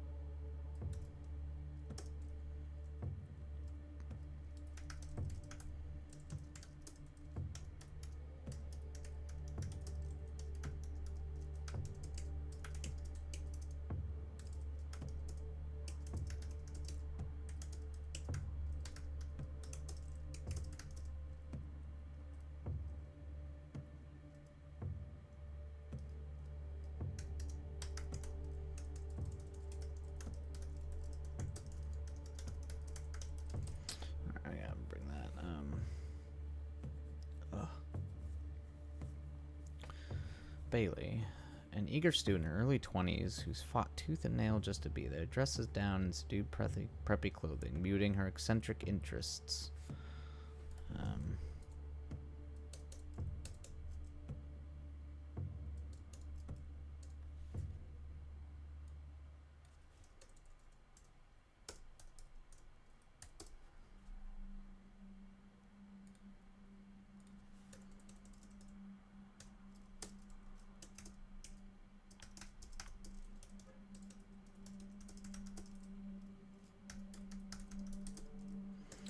eccentric. Let's do eclectic interests. It's a way to hide her eclectic interests as wide and varied as her eccentric friends.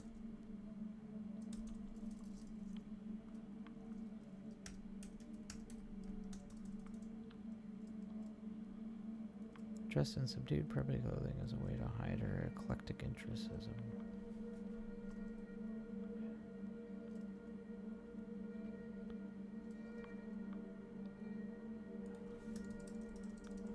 Which as wide and varied as her eclectic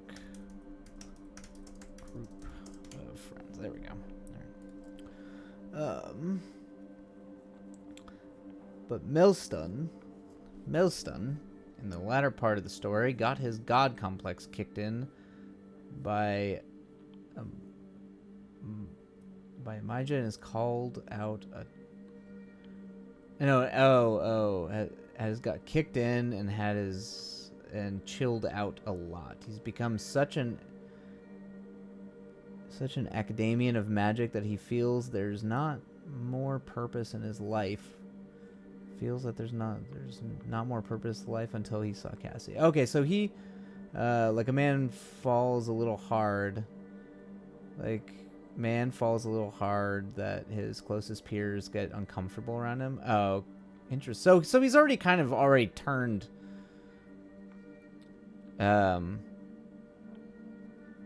so he's kind of turned a little bit before he even meets Cassidy. So he's kind of he was like a monster and a sociopath, but he's already kind of, before he even meets her, he's kind of already starting to, become someone different, someone else. Which is,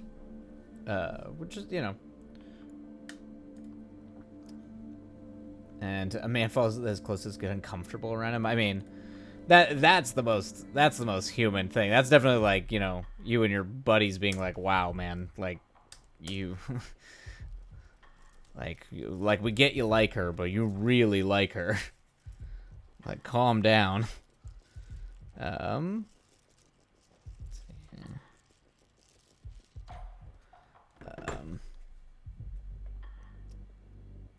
but Cortikai hasn't seen him often because so it's like, yeah, they're best friends, they've gone their separate ways.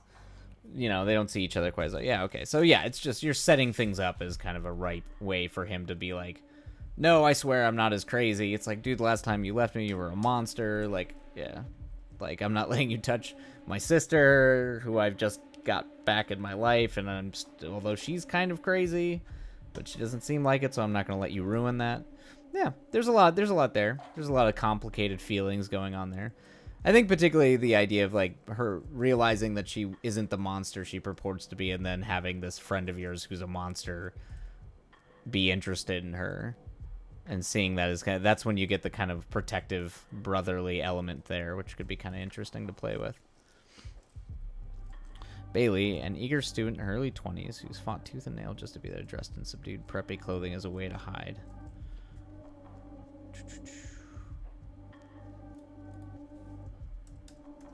Dresses in subdued preppy clothing as a way to hide her eclectic interests, which are as wide and varied as her eclectic group of friends. Next to her, Polly.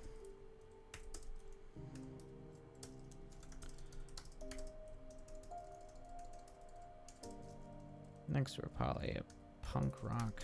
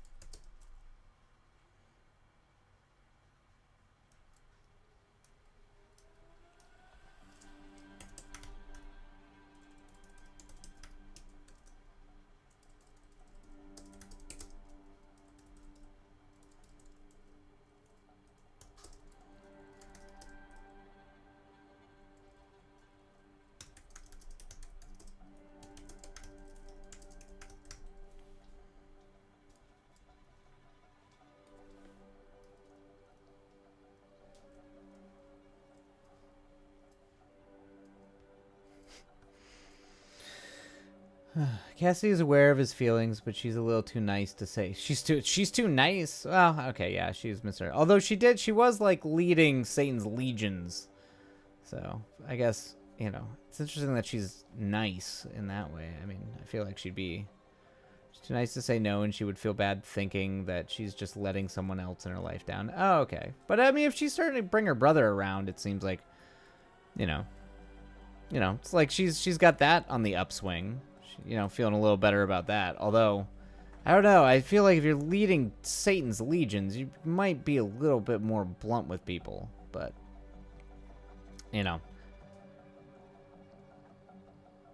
her personality is the cinnamon overall. How do you have a personality like that and then like lead his like goon squad, like Satan's goon squad? I mean, it's like fine if she like turns away from that, but like that is, or that's horrifying. That could also just deeply be disturbing and horrifying to have someone be like this sweet, like somewhat very warm-hearted, kind person who's also like doing Satan's bidding. It's like doing evil with kindness. Family. Oh, family. Yeah, that's fair. Yeah, family works. Yep. Family does make you do crazy things. You are not wrong about that.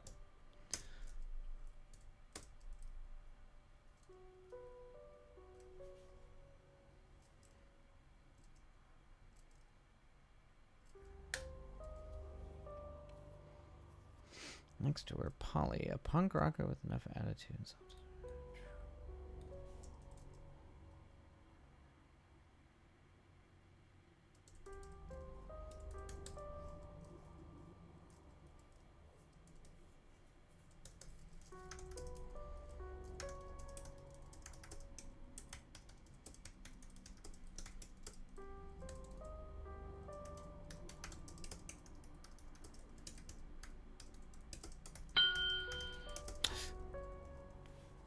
My God.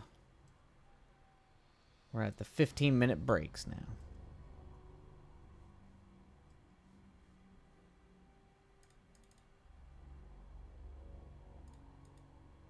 There we go. Let's get back to you. But she's a cinnamon roll, and once the rest of the cast meet her, everyone gets annoyed and asks why. I mean, that's funny. Like, I do like that. That is really funny. That when the rest of the cast, that's a good scene right there. It's just like she's just the super sweet person, and everyone's like, dude, what the fuck is wrong with you, man? Like, why? Like, why? He's like, well, she killed my mom, and they're like, yeah, but like, look at her. Like, clearly that wasn't her. What's wrong with you? And he's like, hey, man, don't deny my trauma. Don't deny my trauma. Okay, it fucked me up. But no, that's a fun scene. Yeah, I like that scene. It's a good scene.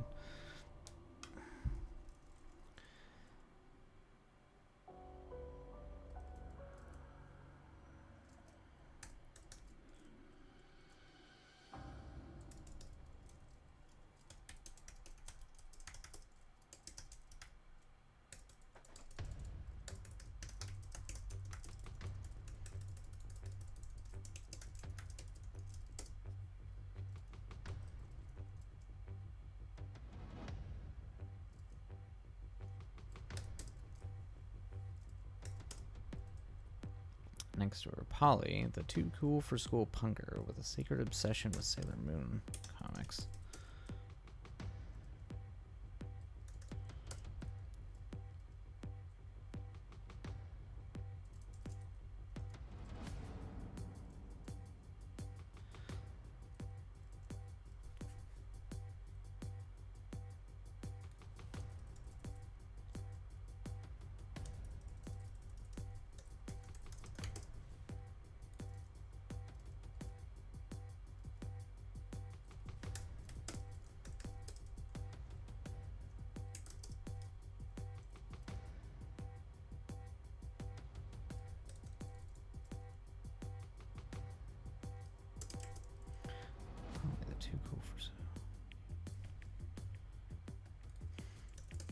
Next to her, Polly, a too cool for school punker with a secret love of Sailor Moon comics and a disposition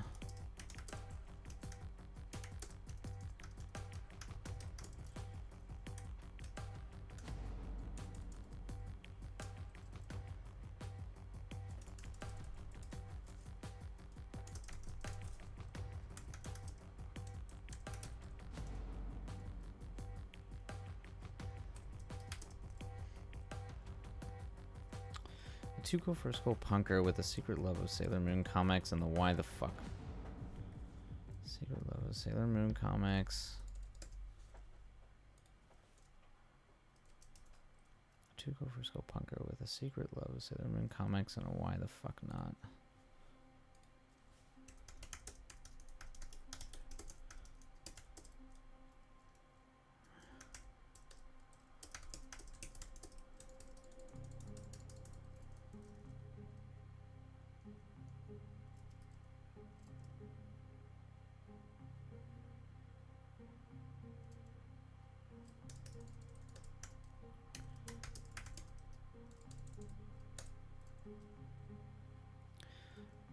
Polly, a too cool for school punker with a secret love of Sailor Moon comics and a why the fuck not self-destructive edge.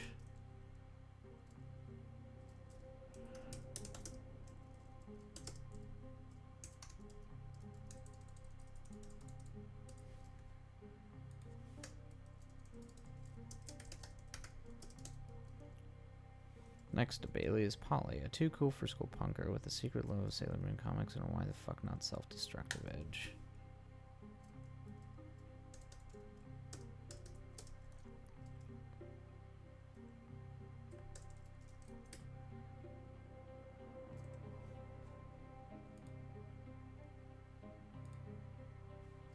Alright, so, gotta love...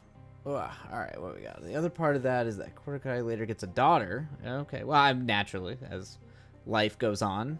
Oh, okay, adoptive daughter. He found another dimension. Oh, man, it's getting like Doctor Strange here.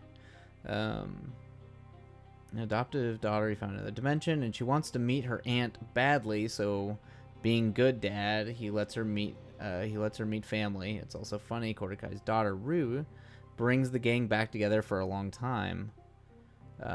And she also calls Melstun Uncle and Ashen, the other main character, Auntie Ash. Oh, I mean, that's cute. That's cute. That's sweet. I don't know, with all the crazy sort of dark, traumatic politics there, you got a lot of sweet moments here. You got a lot of these characters being very endearing towards each other, which is very cute. So I'm can't lie with that. Can't argue with that. You know, gotta keep the characters likable and things sweet, even when, you know, entire cities are being burned and razed to the ground. So, it's a good move. It's very, very sweet. I also like the name Rue, too. That's a good name, too. Alright, Warrior Day. Students, late teens and early 20s, file out of the building into the large tree-covered courtyard. Bailey, an eager student, early 20s, who's fought tooth and nail just to be there, dresses in subdued, preppy clothing as a way to hide her eclectic interests, which are as wide and varied as her eclectic group of friends. Oops.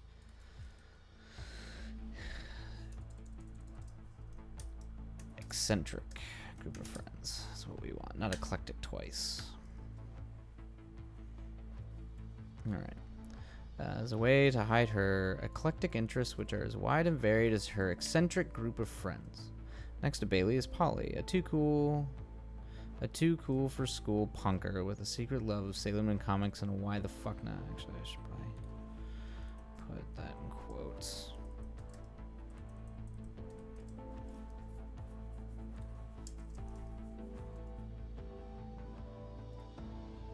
It's short for Runelia. Runelia. Oh, that's a good name too. Runelia. That's a good name too. I dig it. But Rue is a Runelia. Yeah, but Rue's good. It's good short term for that name. You got solid names, man. All your names are bangers.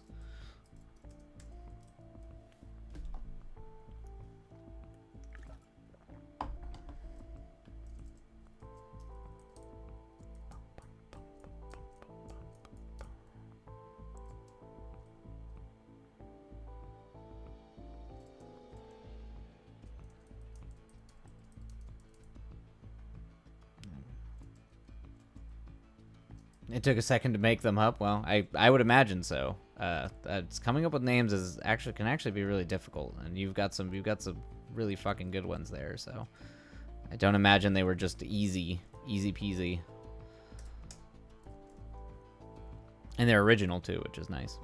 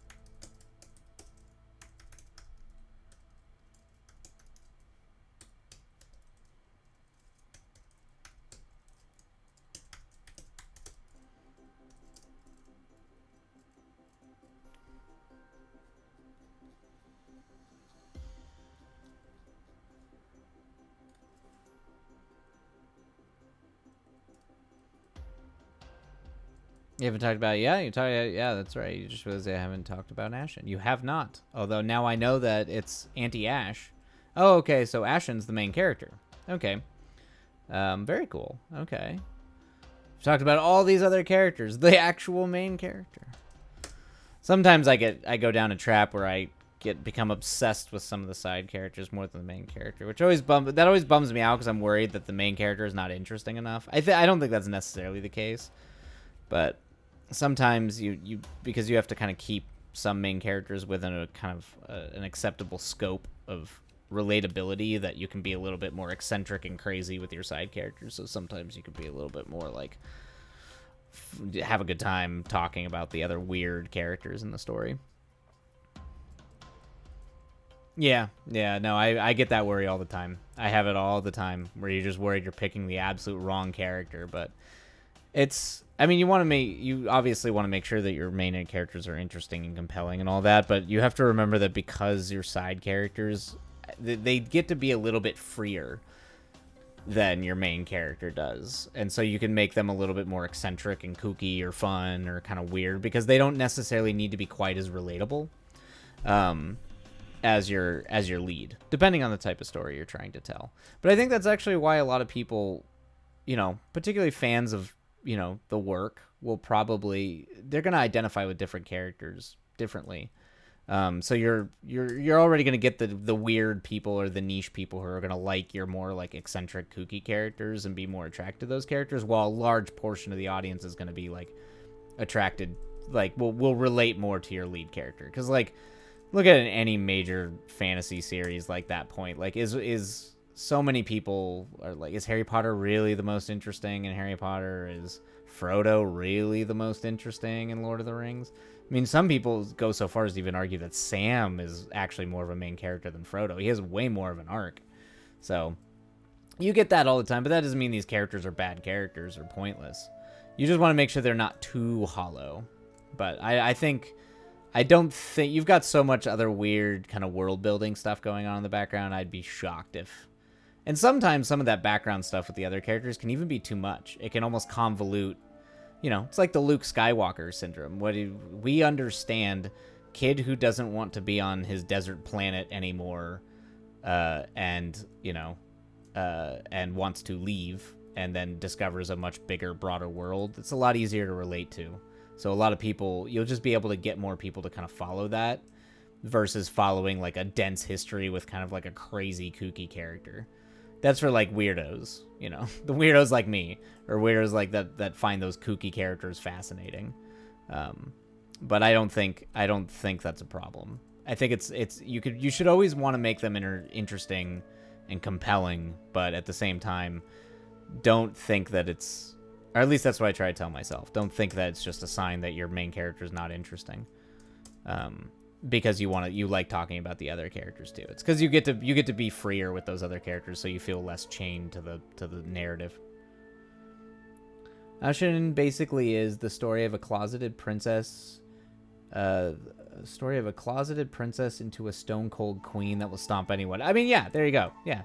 So yeah, give it, and then give her motivations that move in line with that arc. and you're good to go. That's they're the driving force that's supposed to put things forward. You can let the super nuancy details, and then you can have the opposite of that. Look at that with Game of Thrones, man. Everybody has so many weird, dense character motivations, and like people love Jon Snow, even though they make fun of Jon Snow, because Jon Snow literally has the most basic hero narrative desires than anyone else in that entire series. All Jon Snow wants to do is do the right thing and be loyal and stop the winter. That's like literally all Jon Snow wants. That's it. Yeah, several reality checks. It's great. Yeah, that's fine. Yeah, your main character can't be too convoluted and dense, or you'll just confuse people. Yeah. And Jon Snow is definitely not the most like weird or interesting or like complex character in Game of Thrones either. Actually, some of the most complex characters in that story, in terms of lore, aren't even like some of the lead ones, like Tyrion or Jon or the Lannister. Any of them. It's other people like Bannister's. Bannister's weird. Bannister has like a crazy backstory. I think his name's Bannister. I can't remember. I don't know. The guy who comes back to life all the time and he's like got the flaming sword. I can't remember his name. But yeah, like that dude's got a crazy backstory. Way more interesting and compelling than way more nuanced than any of the main characters. So, but I can guarantee you that I'm sure George R. R. Martin would absolutely love to talk about that. Seeing the piled up bodies of civilians accidentally killing a lot of people, having her own kingdom try and kill her while two other groups are trying to take her from the kingdom. Yeah, I mean that just sounds intense and complicated. It sounds deeply complicated. Yeah. Having her own kingdom try and kill her. I mean, there are a lot of like estranged princes and princesses who have to go through that, it seems like. Well, two other groups are trying to take her kingdom. Yeah, so she's at risk of losing her kingdom to two other groups while her own kingdom is trying to kill her. Yeah, it sounds like a mess. Sounds like she's gonna have her work cut out for her. It's gonna be a rough journey for her, I think.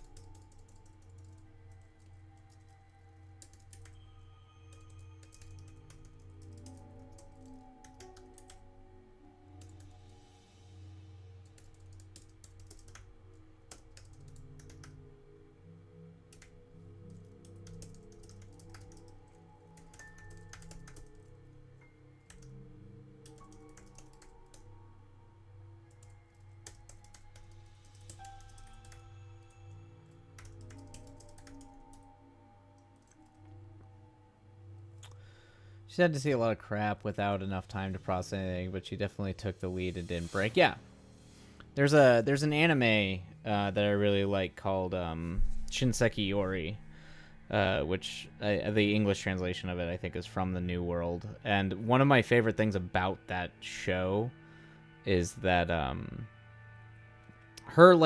so many people in that show are either more powerful than her via physically, or it's about psychics, so there's some like psychic shit there. But even some of the psychics, they're more powerful. Like everyone, she's not the most remarkable person in the room by any stretch. But doesn't mean she's incompetent. She's not, she's not like just the wonderkind at all the things. But the one thing that she does better than everybody else is that she just doesn't break. And when she does break, she's able to put herself back together, like in a way, like mentally, emotionally. She's able to literally just she's just her ability to break, it makes her unbreakable in a way. She can't break permanently, and it was a thing that I always loved about her, like mental and emotional resilience in that show. I thought was what made her like one of my most like what I thought was one of the most compelling characters I've seen in like an anime, specifically because of that, because it's rare when you don't get just sort of like a kind of power fantasy vibe, from it. From like a lead character in an anime, a lot of it comes from sort of power fantasy or the desire to just be the best at a thing. Even when they're making fun of it, it's just reaffirming essentially the power fantasy of a shonen anime.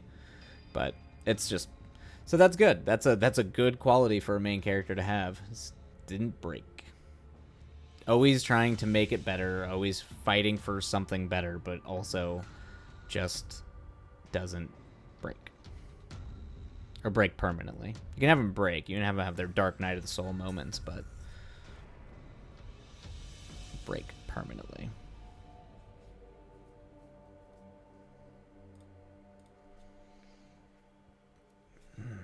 But this also leads to a constant strive for power, thinking that if I'm strong enough, I'll never get hurt again, and no one will ever take what I've earned. That's true too. That could be a good that could also be that's also a very justifiable and reasonable fatal flaw for her to have, or like a deep flaw that she carries with her along the way. I mean, that's a strong enough flaw that could even be her undoing. If you wanted to go the tragedy route with it. I mean, that's definitely that's kind of almost the same as like a lot of characters that you see in these sort of like fall arcs a little bit. Like, that's Paul from Dune. That's Anakin Skywalker. That's kind of a lot of them. They have a very similar thing. That's sort of like because of a failure or the desire that they've been hurt, or that they're not being recognized for what they've earned. That if they're strong enough, that no one can take it from them, and that they or the people they care about won't be hurt. It's a very deep. It's an understandable and compassionate flaw for a villain, which is why people like it. I think it's a good flaw.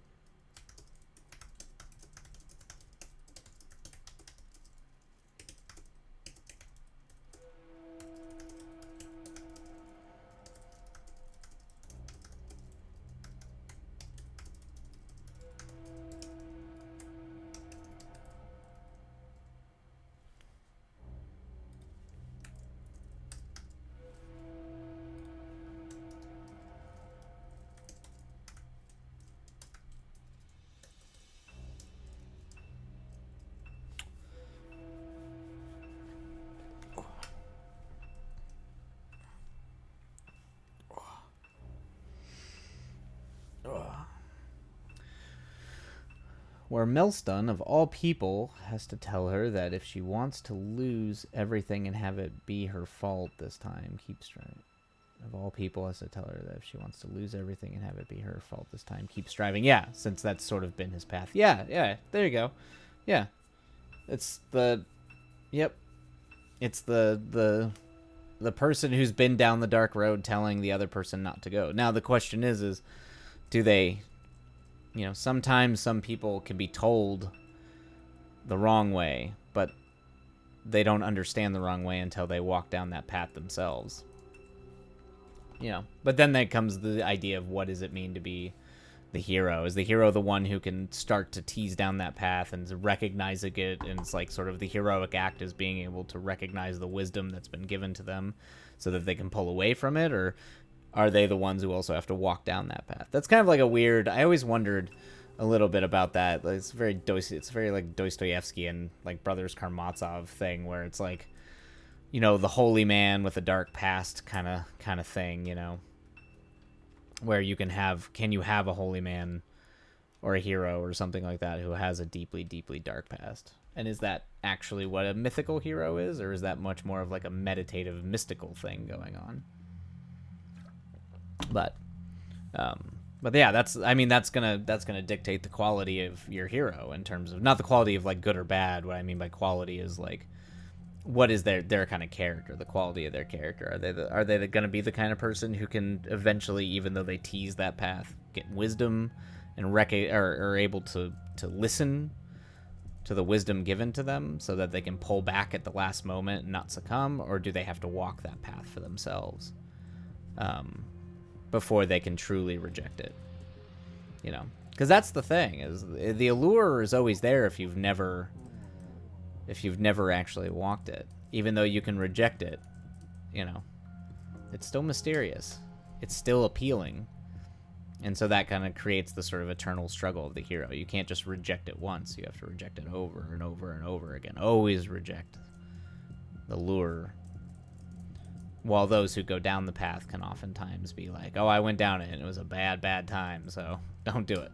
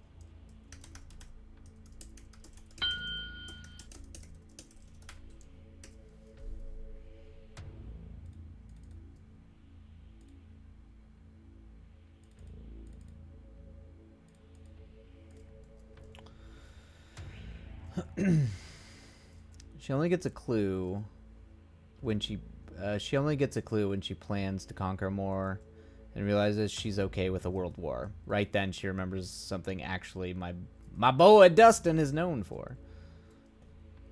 Oh, interesting. So they recognize. I love that you call my boy Dustin. My boy Dustin. Good old Dustin.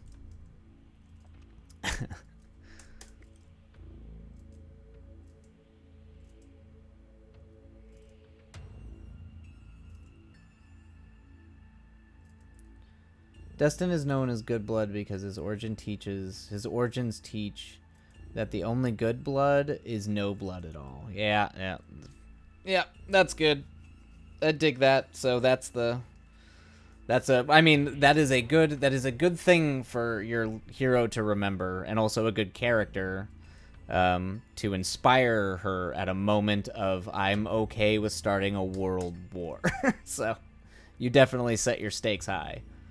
And I do like, now I understand why it's your boy Dustin, because I'm pretty sure Dustin's my boy too at this point. That's a good, Dustin be a good boy. Dustin's a good boy.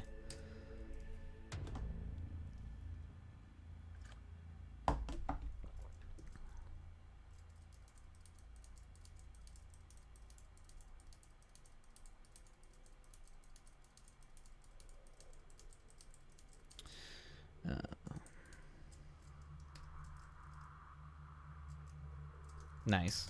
Yep. See, there you go. Perfect. Yep. The ex-villain trying to atone. So it always takes that. Always takes walk the bad paths to try to tell everyone, don't go down that. It's not a good time.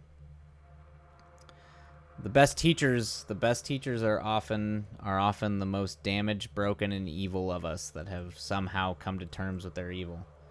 At least in stories. Oftentimes in reality, it doesn't turn out that way. Dustin is basically trying to atone. He's the wanted man alive, the most wanted man alive. Yeah, there you go. So yeah, you've got essentially a reformed supervillain And he's the father most of them never had. Ah, well spoken. That's dope. I dig that. Yep. Yep. It's finding the horrendous secrets about the person who was the best father out of a bunch of abandoned children. Also makes Dustin a far, far cool person for essentially taking all these damaged kids who are broken and probably from like troubled families or evil families and just trying to sort of make the world a better place by just influencing them in a good way. It's good. That's good. Good shit. That is good shit.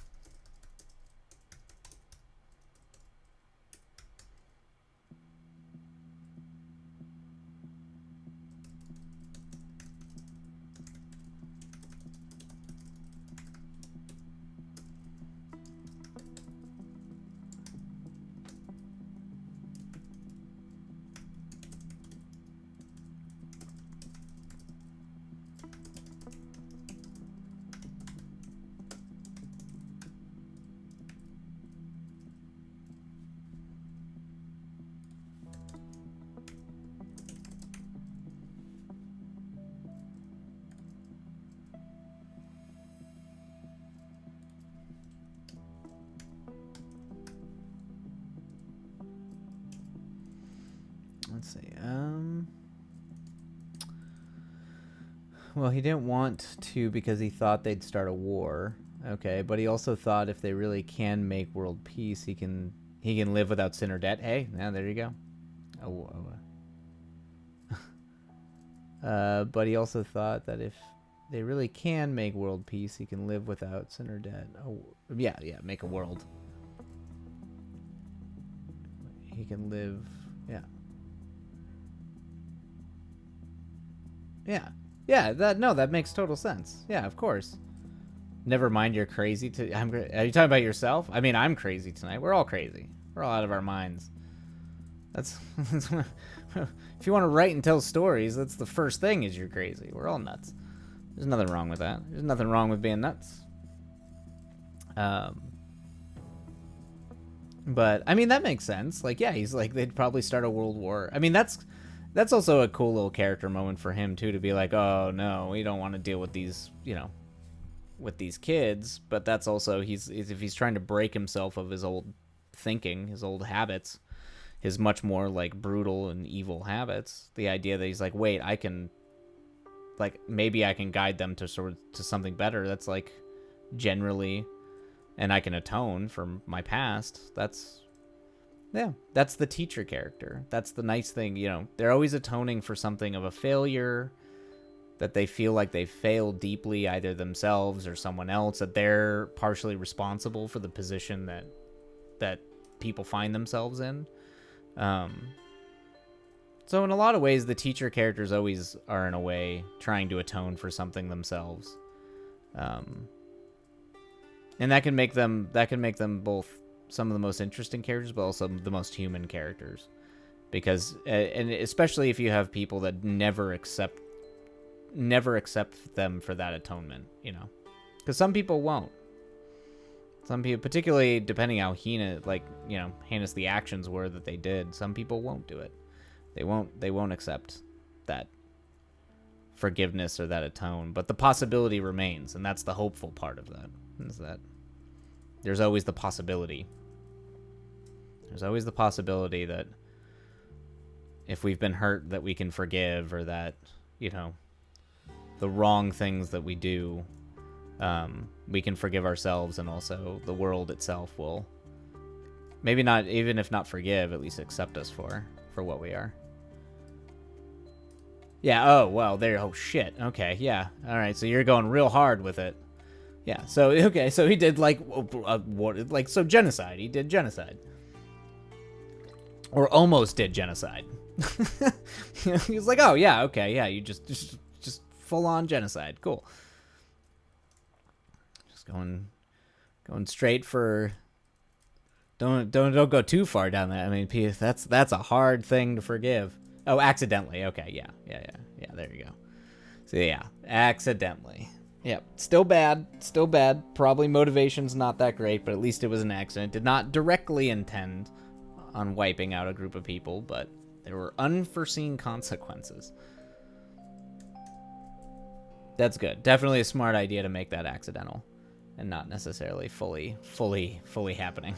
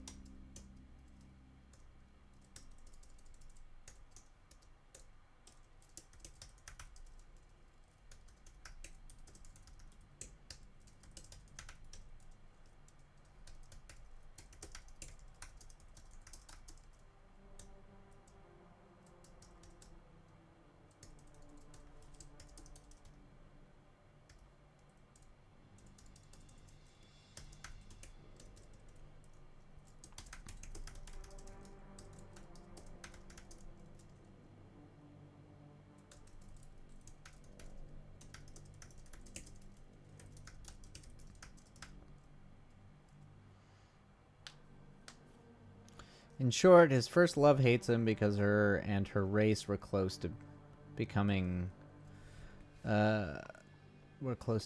extinct because someone wanted to play with a magical life stone and Dustin tried to stop them. He chipped the stone but put it back after he killed the guy. Okay. So the stone had something to do with her and her race, so the chip in the stone is what did it instead of him intentionally, so he didn't realize that that's what was going to happen.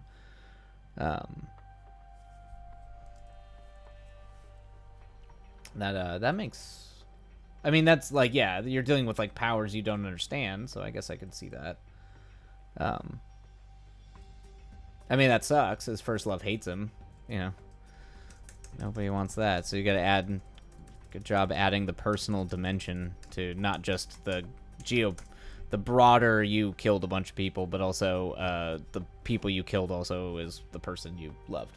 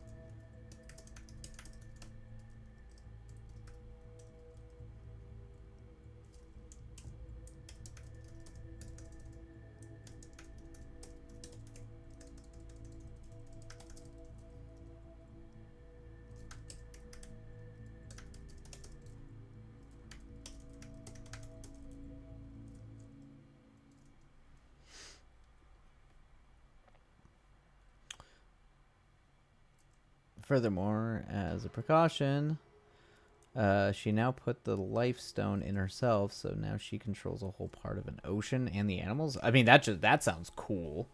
It's like almost kind of like a little bit of almost kind of like a nature goddess a little bit there. Kind of like she controls like kind of the sort of Shinto, just kind of like a god of an area, of a small area that control like nature, a nature god, like part of an ocean.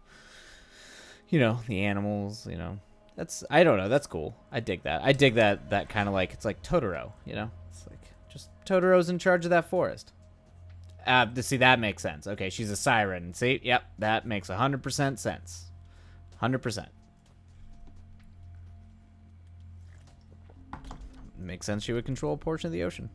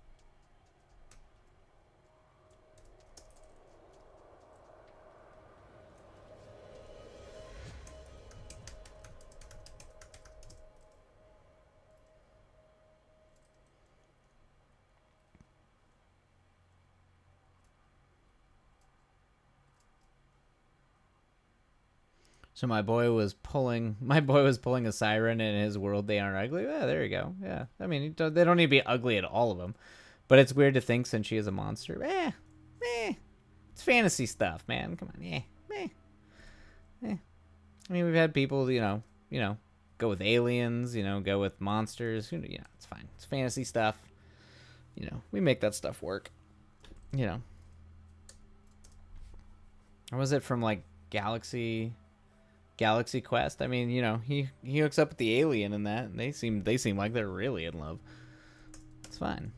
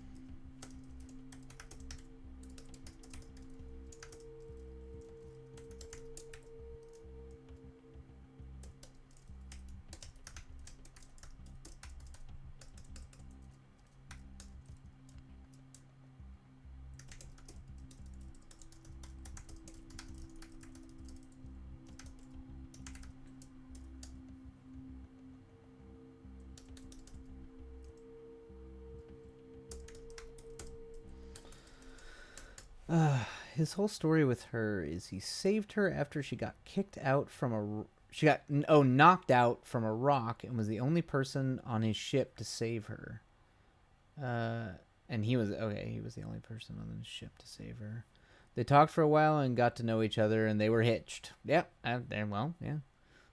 He was the only one who didn't think she was inherently evil, and thus a friendship was born, and then eventually a romance. That makes sense. I mean, now I can understand why it's super sad. See, got a nice little fun backstory there for that to make that, land and be very sad. Because now her people, it seems like if he did that, most of the people are dead. I ran out of music too. All right. Well. All right. Oh, jeez. All right. Well, we've got most of our character introduction here. I gotta finish this scene out though. Let's see here. Bedroom, train tracks. Yeah. Okay. All right. Well. All right. Well, we may have to wrap back around and try to finish this scene tomorrow. But we got started on pages. At least got through most of the character introduction. We'll have to... This will need to be shorter. I mean, you can have, like, fast dialogue back and forth, but we'll need to wrap that up in a shorter... Particularly as we're introducing characters, this needs to be pretty short if we look at our outline here. We'll pause you. We don't need you anymore, timer. But that's just the way it is going. Yeah, for sure. Claw of Time. Well, it's been a great talking to you. I love hearing about your story. So, yeah, it's late. So you have a wonderful night. And I'm probably going to sign off as well here shortly. You're already forsaking sleep. Yeah. Yeah, it's getting late here. So, yeah, thank you, of course. I hope you have a great night and hope to see you again. And yeah, everybody else, if you've been watching or lurking, happy writing. I hope you're all doing well, and we'll see you sometime tomorrow. Take care, folks. Have a wonderful night.